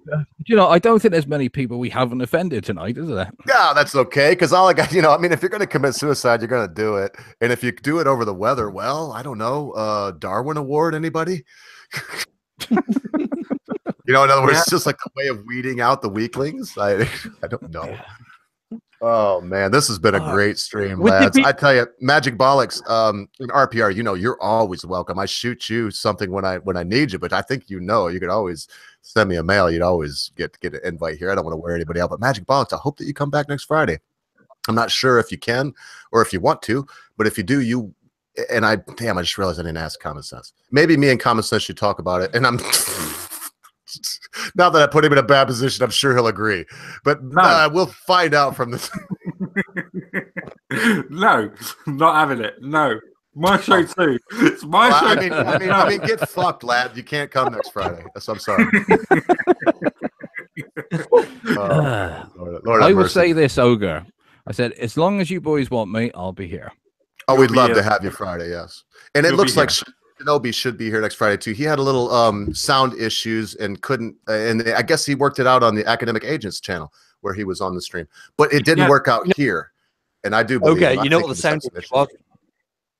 You know what the sound issue was, wasn't it? You know what the sound issue was, don't you? What's that? Mrs. going, you're not going on the fucking internet tonight. Well, I don't think so, because he did go on with Academic Agent, did a live stream for an hour and 40 minutes. So I don't think that was it. But it's not. I mean, it's just the way it is. I think that he had some sound issues. He worked it out, and they did the unpopular opinions. I should have been there. I got a link to it, but I do my show. So my show was going on. I couldn't show up. But I think also he was on the first 3 with us. And so it worked out well. Hell, my good old friend, TheBritisher, was there. It was a lot of cool people there. I highly recommend that when you're done here, if you like streams, that you go by the Academic Agents channel and watch the one that they just did. I'm sure it was very good. That's probably what I'll be doing is watching that. It's some of my favorite people were on there. Is that the unpopular opinions he's doing? Is it? That's correct. Yeah. Yeah, they're brilliant. They are. I hear throat clear, and I don't think Common Sense likes me plugging other people's stuff so heavily, so I better shut up. No, I don't like it being plugged. We're talking about ourselves. Let's carry on with ourselves. Let's be British for a change. Yeah, sorry. I've got a channel, so I can plug anybody, so it doesn't bother me. Oh, you're getting kicked. Get out. Well, we do have the best live stream on YouTube. I do think we do have the best live stream on YouTube, and it's not me. I did start it. I did come up with most of the ideas. I did invent the show map that I know of. I didn't. When I don't invent. I mean, other people I'm sure have done it here in this genre, but it's you, Common Sense. No shit either. No shit. I think after the last 40 minutes, in fact, I know myself pretty well. I would be done with this. I would honest to God be just canceling my account like it was never there. I'm a hermit. I've worked very hard. I've sold 2 businesses. I don't need anything. I'm really happy with a peaceful life. And let me just leave it at that. So yeah, talk about ourselves. I'll try not to plug other live streams in the future, comments, because ours is the fucking best. Exactly. Though I am going to say one thing, that I'm not going to mention a person's name at all, but I'm going to say, to the person who did donate to me via PayPal, thank you very goddamn much, and Merry goddamn Christmas to you. Thank you very, very, very, very much. And you are far too kind for what you did donate, and I'm not going to say what it is either, but thank you very, very much. Yeah, so what are we doing then, lads? Whoa! I went out to get a refreshment, and you can't even tell us the dollar amount? I don't feel that it would be my place to. Okay, but let me answer this. Was it more than 50 quid? It wasn't more than, no. Okay, all right. So, but it was a good donation, because when I hear that, that's all and I'm not going to prod you anymore. But when I heard that, I was like, holy shit! Somebody just gave him 500 quid. But you never know. You never know. I mean, I've had things like that happen in my life, because there's a lot of people in the world that got money and don't care. But if somebody just donated me 500 quid, I would be screaming around the room, going, "Woohoo! Fuck you guys!" Until next week, and then I'll be begging again. Right, kick him. I'm disabled. Don't do that. I can't run away anymore. All right, sorry. I would have been right on that banter too, but Lily was going crazy. Sometimes she has this bark. She doesn't use it often when no one is here, but she just did it to me. She just wanted me to pay attention to her. So I did. I jumped up and ran out because she was giving me the old "somebody's here," the old like I'm going to kill somebody. Nobody's here. It's such a wasteland out right now. With the wind chill where I am right now, it's 17 degrees below zero. in Fahrenheit. It's so cold that if you was to urinate outside right now, not only would it be very painful, but as you were urinating, I've done this before hauling wood, man, when it's been this temperature. As you're urinating, you would see it freezing on the ground in front of you. It's incredibly, it's what my old beloved Ogre would call, my daddy. It's what he would call bitter cold. It's what my dad would probably call fresh then, because we used to work in minus 10s and 14 degrees back in the day, set our market stalls. Yeah. Or Fahrenheit? No, degrees. Degrees. So you say you're talking about Celsius? Yeah, Celsius. Yeah, sorry. Okay, that's not as cold as 17 degrees below zero Fahrenheit. I know. That's anyway. So it's just a different measure. It's hard for me to just get it in my head, though. When you say -10, because each is worth 2.5, so I've got to go 25 below 32. So yes, that's it too. So I would take 25 off of 32. Any mathematicians out there? What does that leave me? It leaves me 5, 6, 7. Leaves me. So that would be 7 degrees though. That'd be 7 degrees Fahrenheit. That'd be very cold. Because all of y'all were like, yes, degrees, yes, degrees. Degrees, it could be Fahrenheit or Celsius. They're both degrees. Yeah. What you were saying is the right one, Ogre, not American. Yeah. Our degrees. Get it right. Our degrees. Oh, Lord. I need this, but it can't go on forever. I feel like it was a therapy session in the beginning. And then at the end, it was a therapy session again. For me this time. And like I said, I'll tell you in my last words. I sometimes wonder to myself if the people out there, these ambiguous people, these JJ Soda Rocks and Jensen Quinns, these sardonic 7s and these unholy moles and these 058s. Sometimes I wonder if they have any idea where they sit at in my heart. If they realize that I'm just an old ogre on a chicken farm out in the middle of nowhere. I sent some pictures out today. Those are from my yard. There's nothing. There's nothing here. And look, I don't want to be cringy, but as sick and sad as it may sound, you people are my friends. You people are my family. We appreciate that. You're our family as well, mate. Because we're all lost souls, really. Yeah, are you sure you want to be my family, Ogre, after how I described them earlier on? You're either mentally ill or selfish. Yeah, your grandfather was a jazz musician? Yes, sir. We are brothers. Oh, fair enough. I just wish I could grow a beard like yours. Around this little pathetic. I wish I could grow hair like RPRs. I can't. What I can't grow out of my head sprouts wild out of my asshole, my ears, and everywhere else. Nice.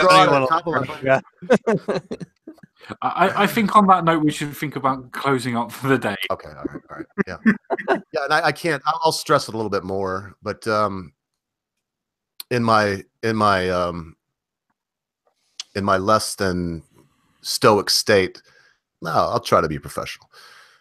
But it is something. Changes happen and things happen. It is something when you look around, and I mean, there's some of these people, man, like especially the ones I just mentioned. They've been here for months. They come to this little thing that I invented. I give credit to Common Senseguy and Britisher and to Matt Doppelganger and hell to Sancho Panza and to some of the people that helped me way in the beginning. But the fact of the matter is, all of us that I just mentioned are nothing at all.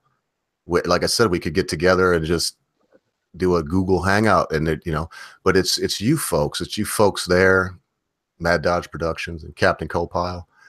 It's you folks out there, MCJK out there in the chat. That, I mean, you give us a lot of ideas. We don't always mention you because then it would just be like we don't want it to make a competition. That's why Common Senseguy and I don't always mention. We mention like one or a piece.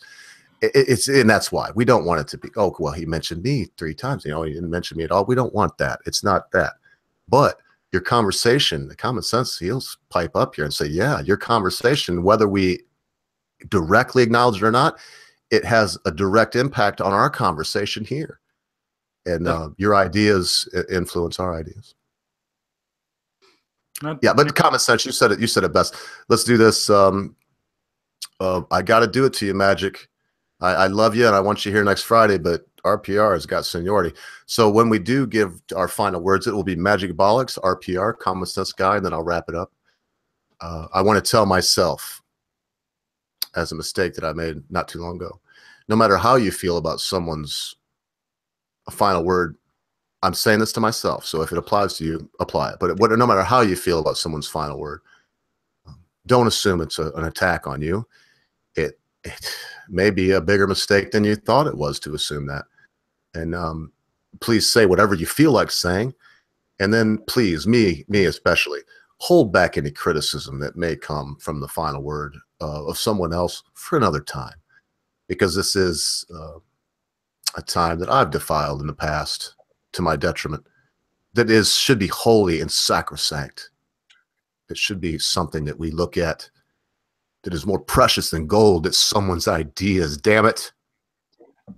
It's somebody's fucking thoughts, damn it. And it's not to be taken lightly. It's not to be run over.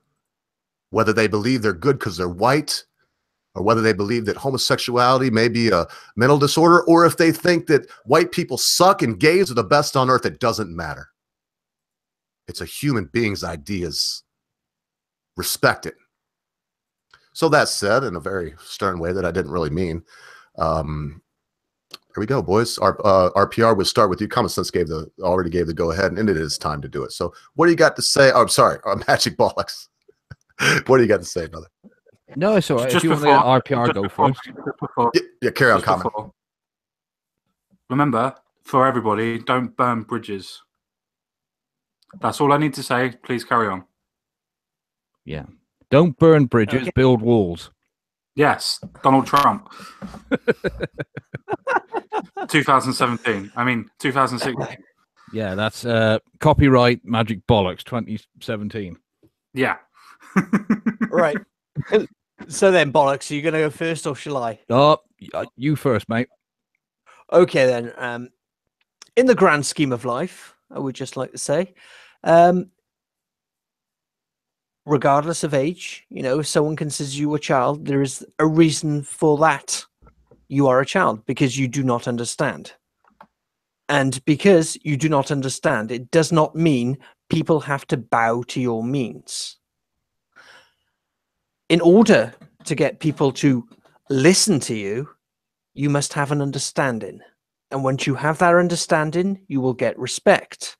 And from respect becomes your way in life. Thank you very much. Over to you, Bollocks. You don't get to say that much. You know what? It's times like this. I'm so glad I chose that username. Okay. As is my missus. She likes a good pair of bollocks. Well, she's got one massive one here.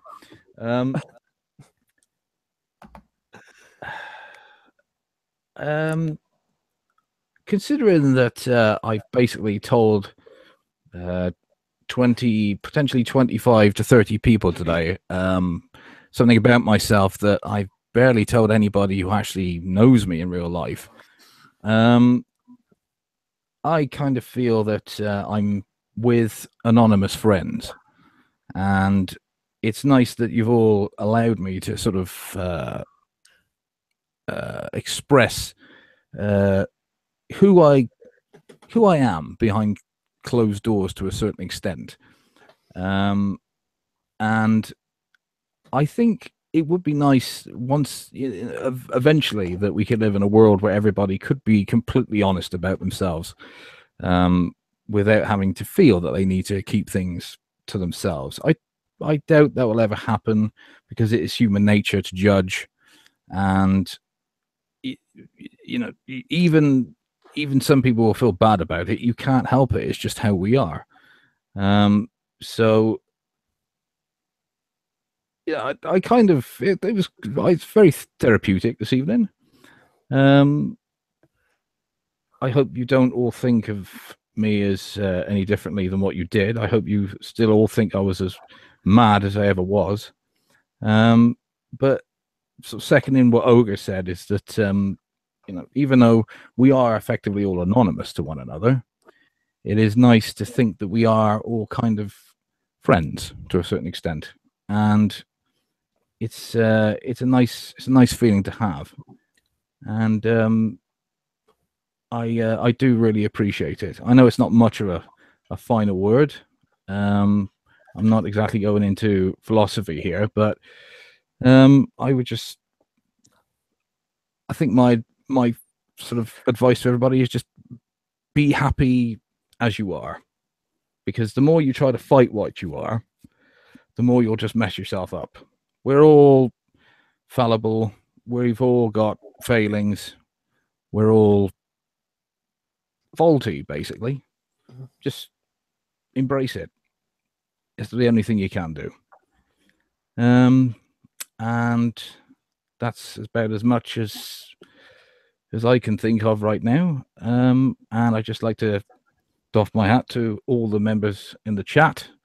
You've been very amusing as well as usual today, and I appreciate with the amount of questions I get asked while I'm talking at the same time. I'd like to remind you all, I am not a woman. I cannot multitask, but I do try my best.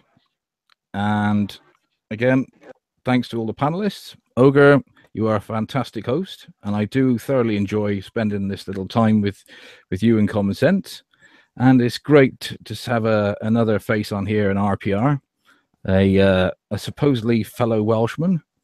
I don't know how authentically Welsh he is, but he did speak a lot of common sense, so I suspect he might be, somebody who's got a little bit more English in him than he admits. But or Scots, I would say. Scotch. Oh, yeah, so you're about 90% proof then. Well, my old man's a Scots and my mum's a Welsh bird. So what a combination, ginger and angry. Oh, but anyway. All right, anyway. boys. I appreciate it, but yeah, let's keep it on the final. I know, no offense, RPR, but let's keep it on the final word. This is kind of like a sacramental ceremony to me. So, and then thank you, gentlemen. Y'all will get to know each other better. I have a feeling Magic Bollocks will be back, and now I'm doing the wrong thing too. Common sense. God, you know that I waited for this word. God in heaven, this is not a joke, either, folks. This is a serious prayer. So, common sense, I will be listening intently while you give us your words of wisdom. Okay, yeah, sure.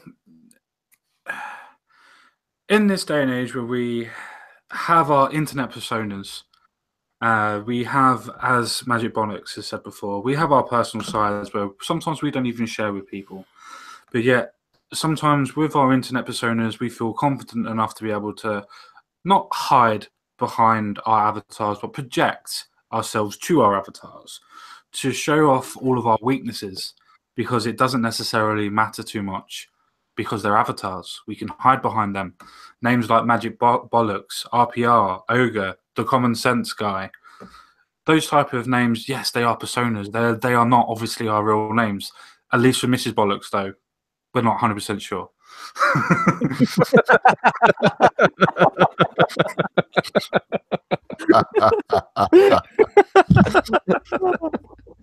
Sorry, guys. Well done. But on that note, it's just more of a case of things that what things happen and transgress while we're talking online, while we're not talking online, why we're trolling, so to speak, or why we're just doing things in general. These are things that we shouldn't really worry what the other person is doing too much, because they're online personas. It doesn't matter too much. What we do in real life, yes, affects people wholeheartedly. But as we always say, and what everybody always says, if you've got a problem with somebody, block them. If you've got a problem with somebody, talk to them. If you don't like that person, then fine. If you don't want to get on with that person, then fine. Do what you want to do. But if you honestly do feel that there are good intentions and there are good people out there, then you should talk to the people and actually get on with it. Otherwise, there's no much point. Now, that goes for everybody and anybody. It's just a case of actually just putting it out there. I have no problems with anybody. I have no problems with anybody at all. I absolutely love everyone. I have no problem, even SAWs, even Muslim people, I still have no problems with. Not unless they're coming at me with a truck. Then we are not being peaceable friends. But with that little crap joke aside, I don't really see the animosity that builds between different channels, for instance. Like sometimes you see it with drama, like with Crowd Tea, for instance. You've got all this drama that's building up. The thing is, the way to diffuse that drama is either take on the debate, do what you're supposed to do, either put up or shut up, or just slink away and then come back in a month or two, or just say that you've got nothing going on. On that note, I think that it's best that I just leave it as that. It's more of a case of things happen online. It doesn't really matter. It's not what the people are in general. So over to you, Ogre. Thank you very much. Sorry, man. As usual, I was like this. I wasn't doing a bong spot this time, but I was typing something because you know what, dude? It's not about the time you take to say things. Common sense. I don't care if anybody's here listening. Listen. I'm just gonna tell you what I think of you. You chose a really good name. Because whereas I stand firm and say that there is no such thing as common sense, I was wrong. There is. It's a beautiful brown tabby cat that lives somewhere in the great, great United Kingdom. And I'm flabbergasted and honored. As much as I get angry and sad and upset and flustered about things, I tell you what, I have no reason. I am that man that falls into a vat of shit and not only comes out smelling like a rose, but beats you home with 1,000 quid in my pocket. I always have been that man. Always will be. I will be until I can't walk, can't think, or dead. And mate, like I told you the other day, serendipity. There is a black serendipity. There is a black serendipity. There is a black karma. And maybe it was a black serendipity that brought us together. Maybe it was something that wasn't altogether wonderful in every way. But you, sir, I can see your face right now, Common Sense in my head. You're beautiful. You are, to me, the quintessential Englishman.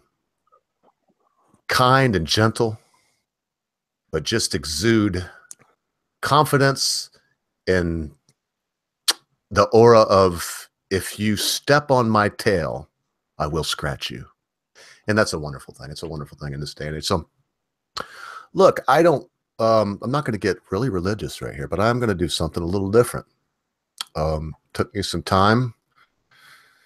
Think about this. At this festive time of the year, it's very easy to become wrapped up in and yeah, I don't know. I heard some giggling. No, I'm not going to ask for funds because I'm just quoting the two guys that go see Scrooge. You know, at this festive time of the year, Mr. Scrooge. But at this festive time of the year, it's easy to get wrapped up in what's going on, the materialism. Not just materialism, folks. Not just the next best iPod or the next best. And yes, it is materialism, but I want to explain it. Not just the next best iPod or phone or computer,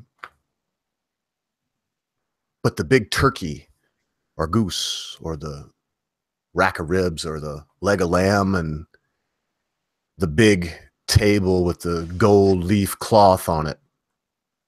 All these things. Do we forget? Do we easily forget? Do we forget that easy? Is it a mere 200 years plus, a mere 280 years? Is it a mere couple centuries that we forget that the ones that came here, and I don't give a shit about the ones that were here before. If they wanted to band together and make a great nation, they would have done it. We wouldn't have been able to defeat them. But what about those that came? What about Squanto?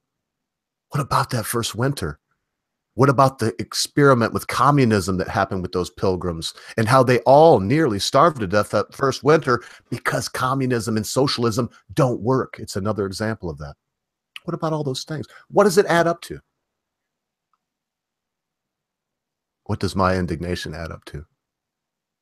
There's things that hurt me now that I wish I could share, just like Magic Bollocks shared, but they wouldn't be anonymous. I myself waited years before I opened my heart up to another human being. Maybe it went awry. Maybe it didn't. I don't know. But I'll tell you all this. I won't wait years again. I will not box myself off from humanity as I did for 4 long years before I got into this venture. So 5 years ago, I was carjacked. I locked myself off of humanity. I don't need a job, folks. I got everything I need till the day I die, unless things drastically change in the price of things. I don't need anything. I don't have to leave my home ever. It was very unhealthy for me. And so these risks, they mean nothing. Whether you believe what I'm about to read right now or not matters not an iota. Not a bit. Doesn't matter. Doesn't matter if you believe in Christianity. Doesn't matter if you believe that there was a man once named Yehoshua that was born of a virgin. None of these things matter. Doesn't matter if you believe this is utter fable, fiction, and fantasy.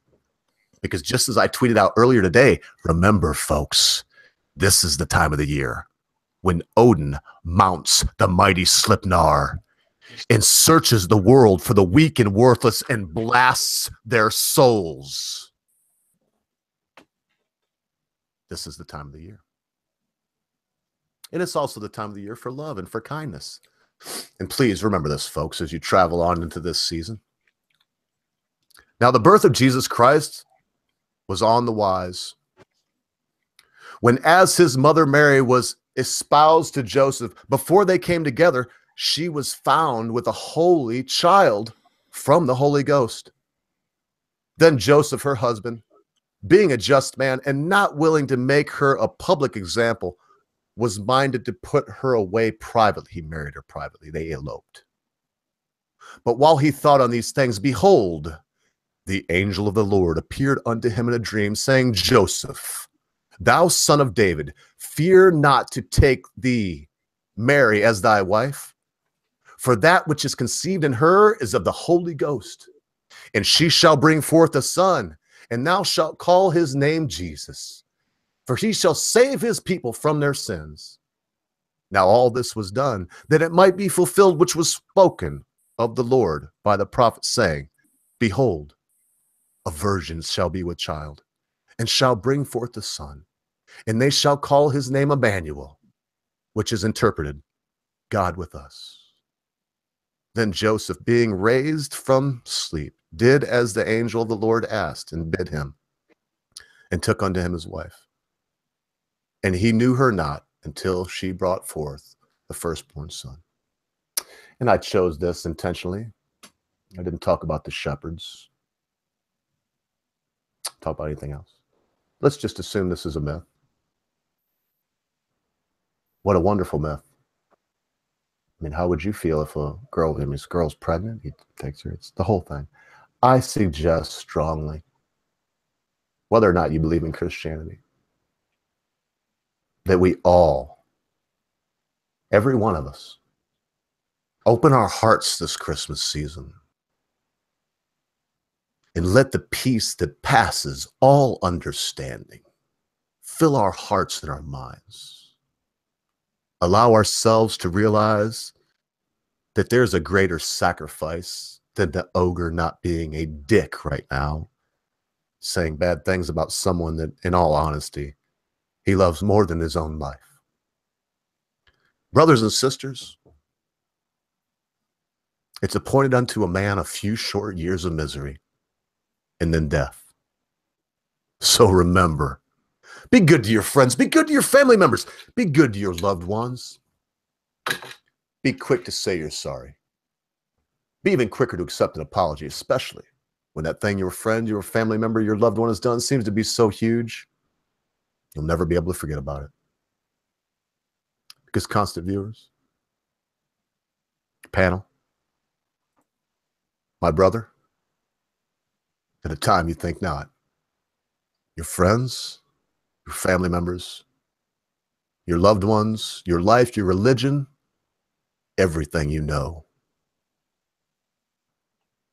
it will depart from you.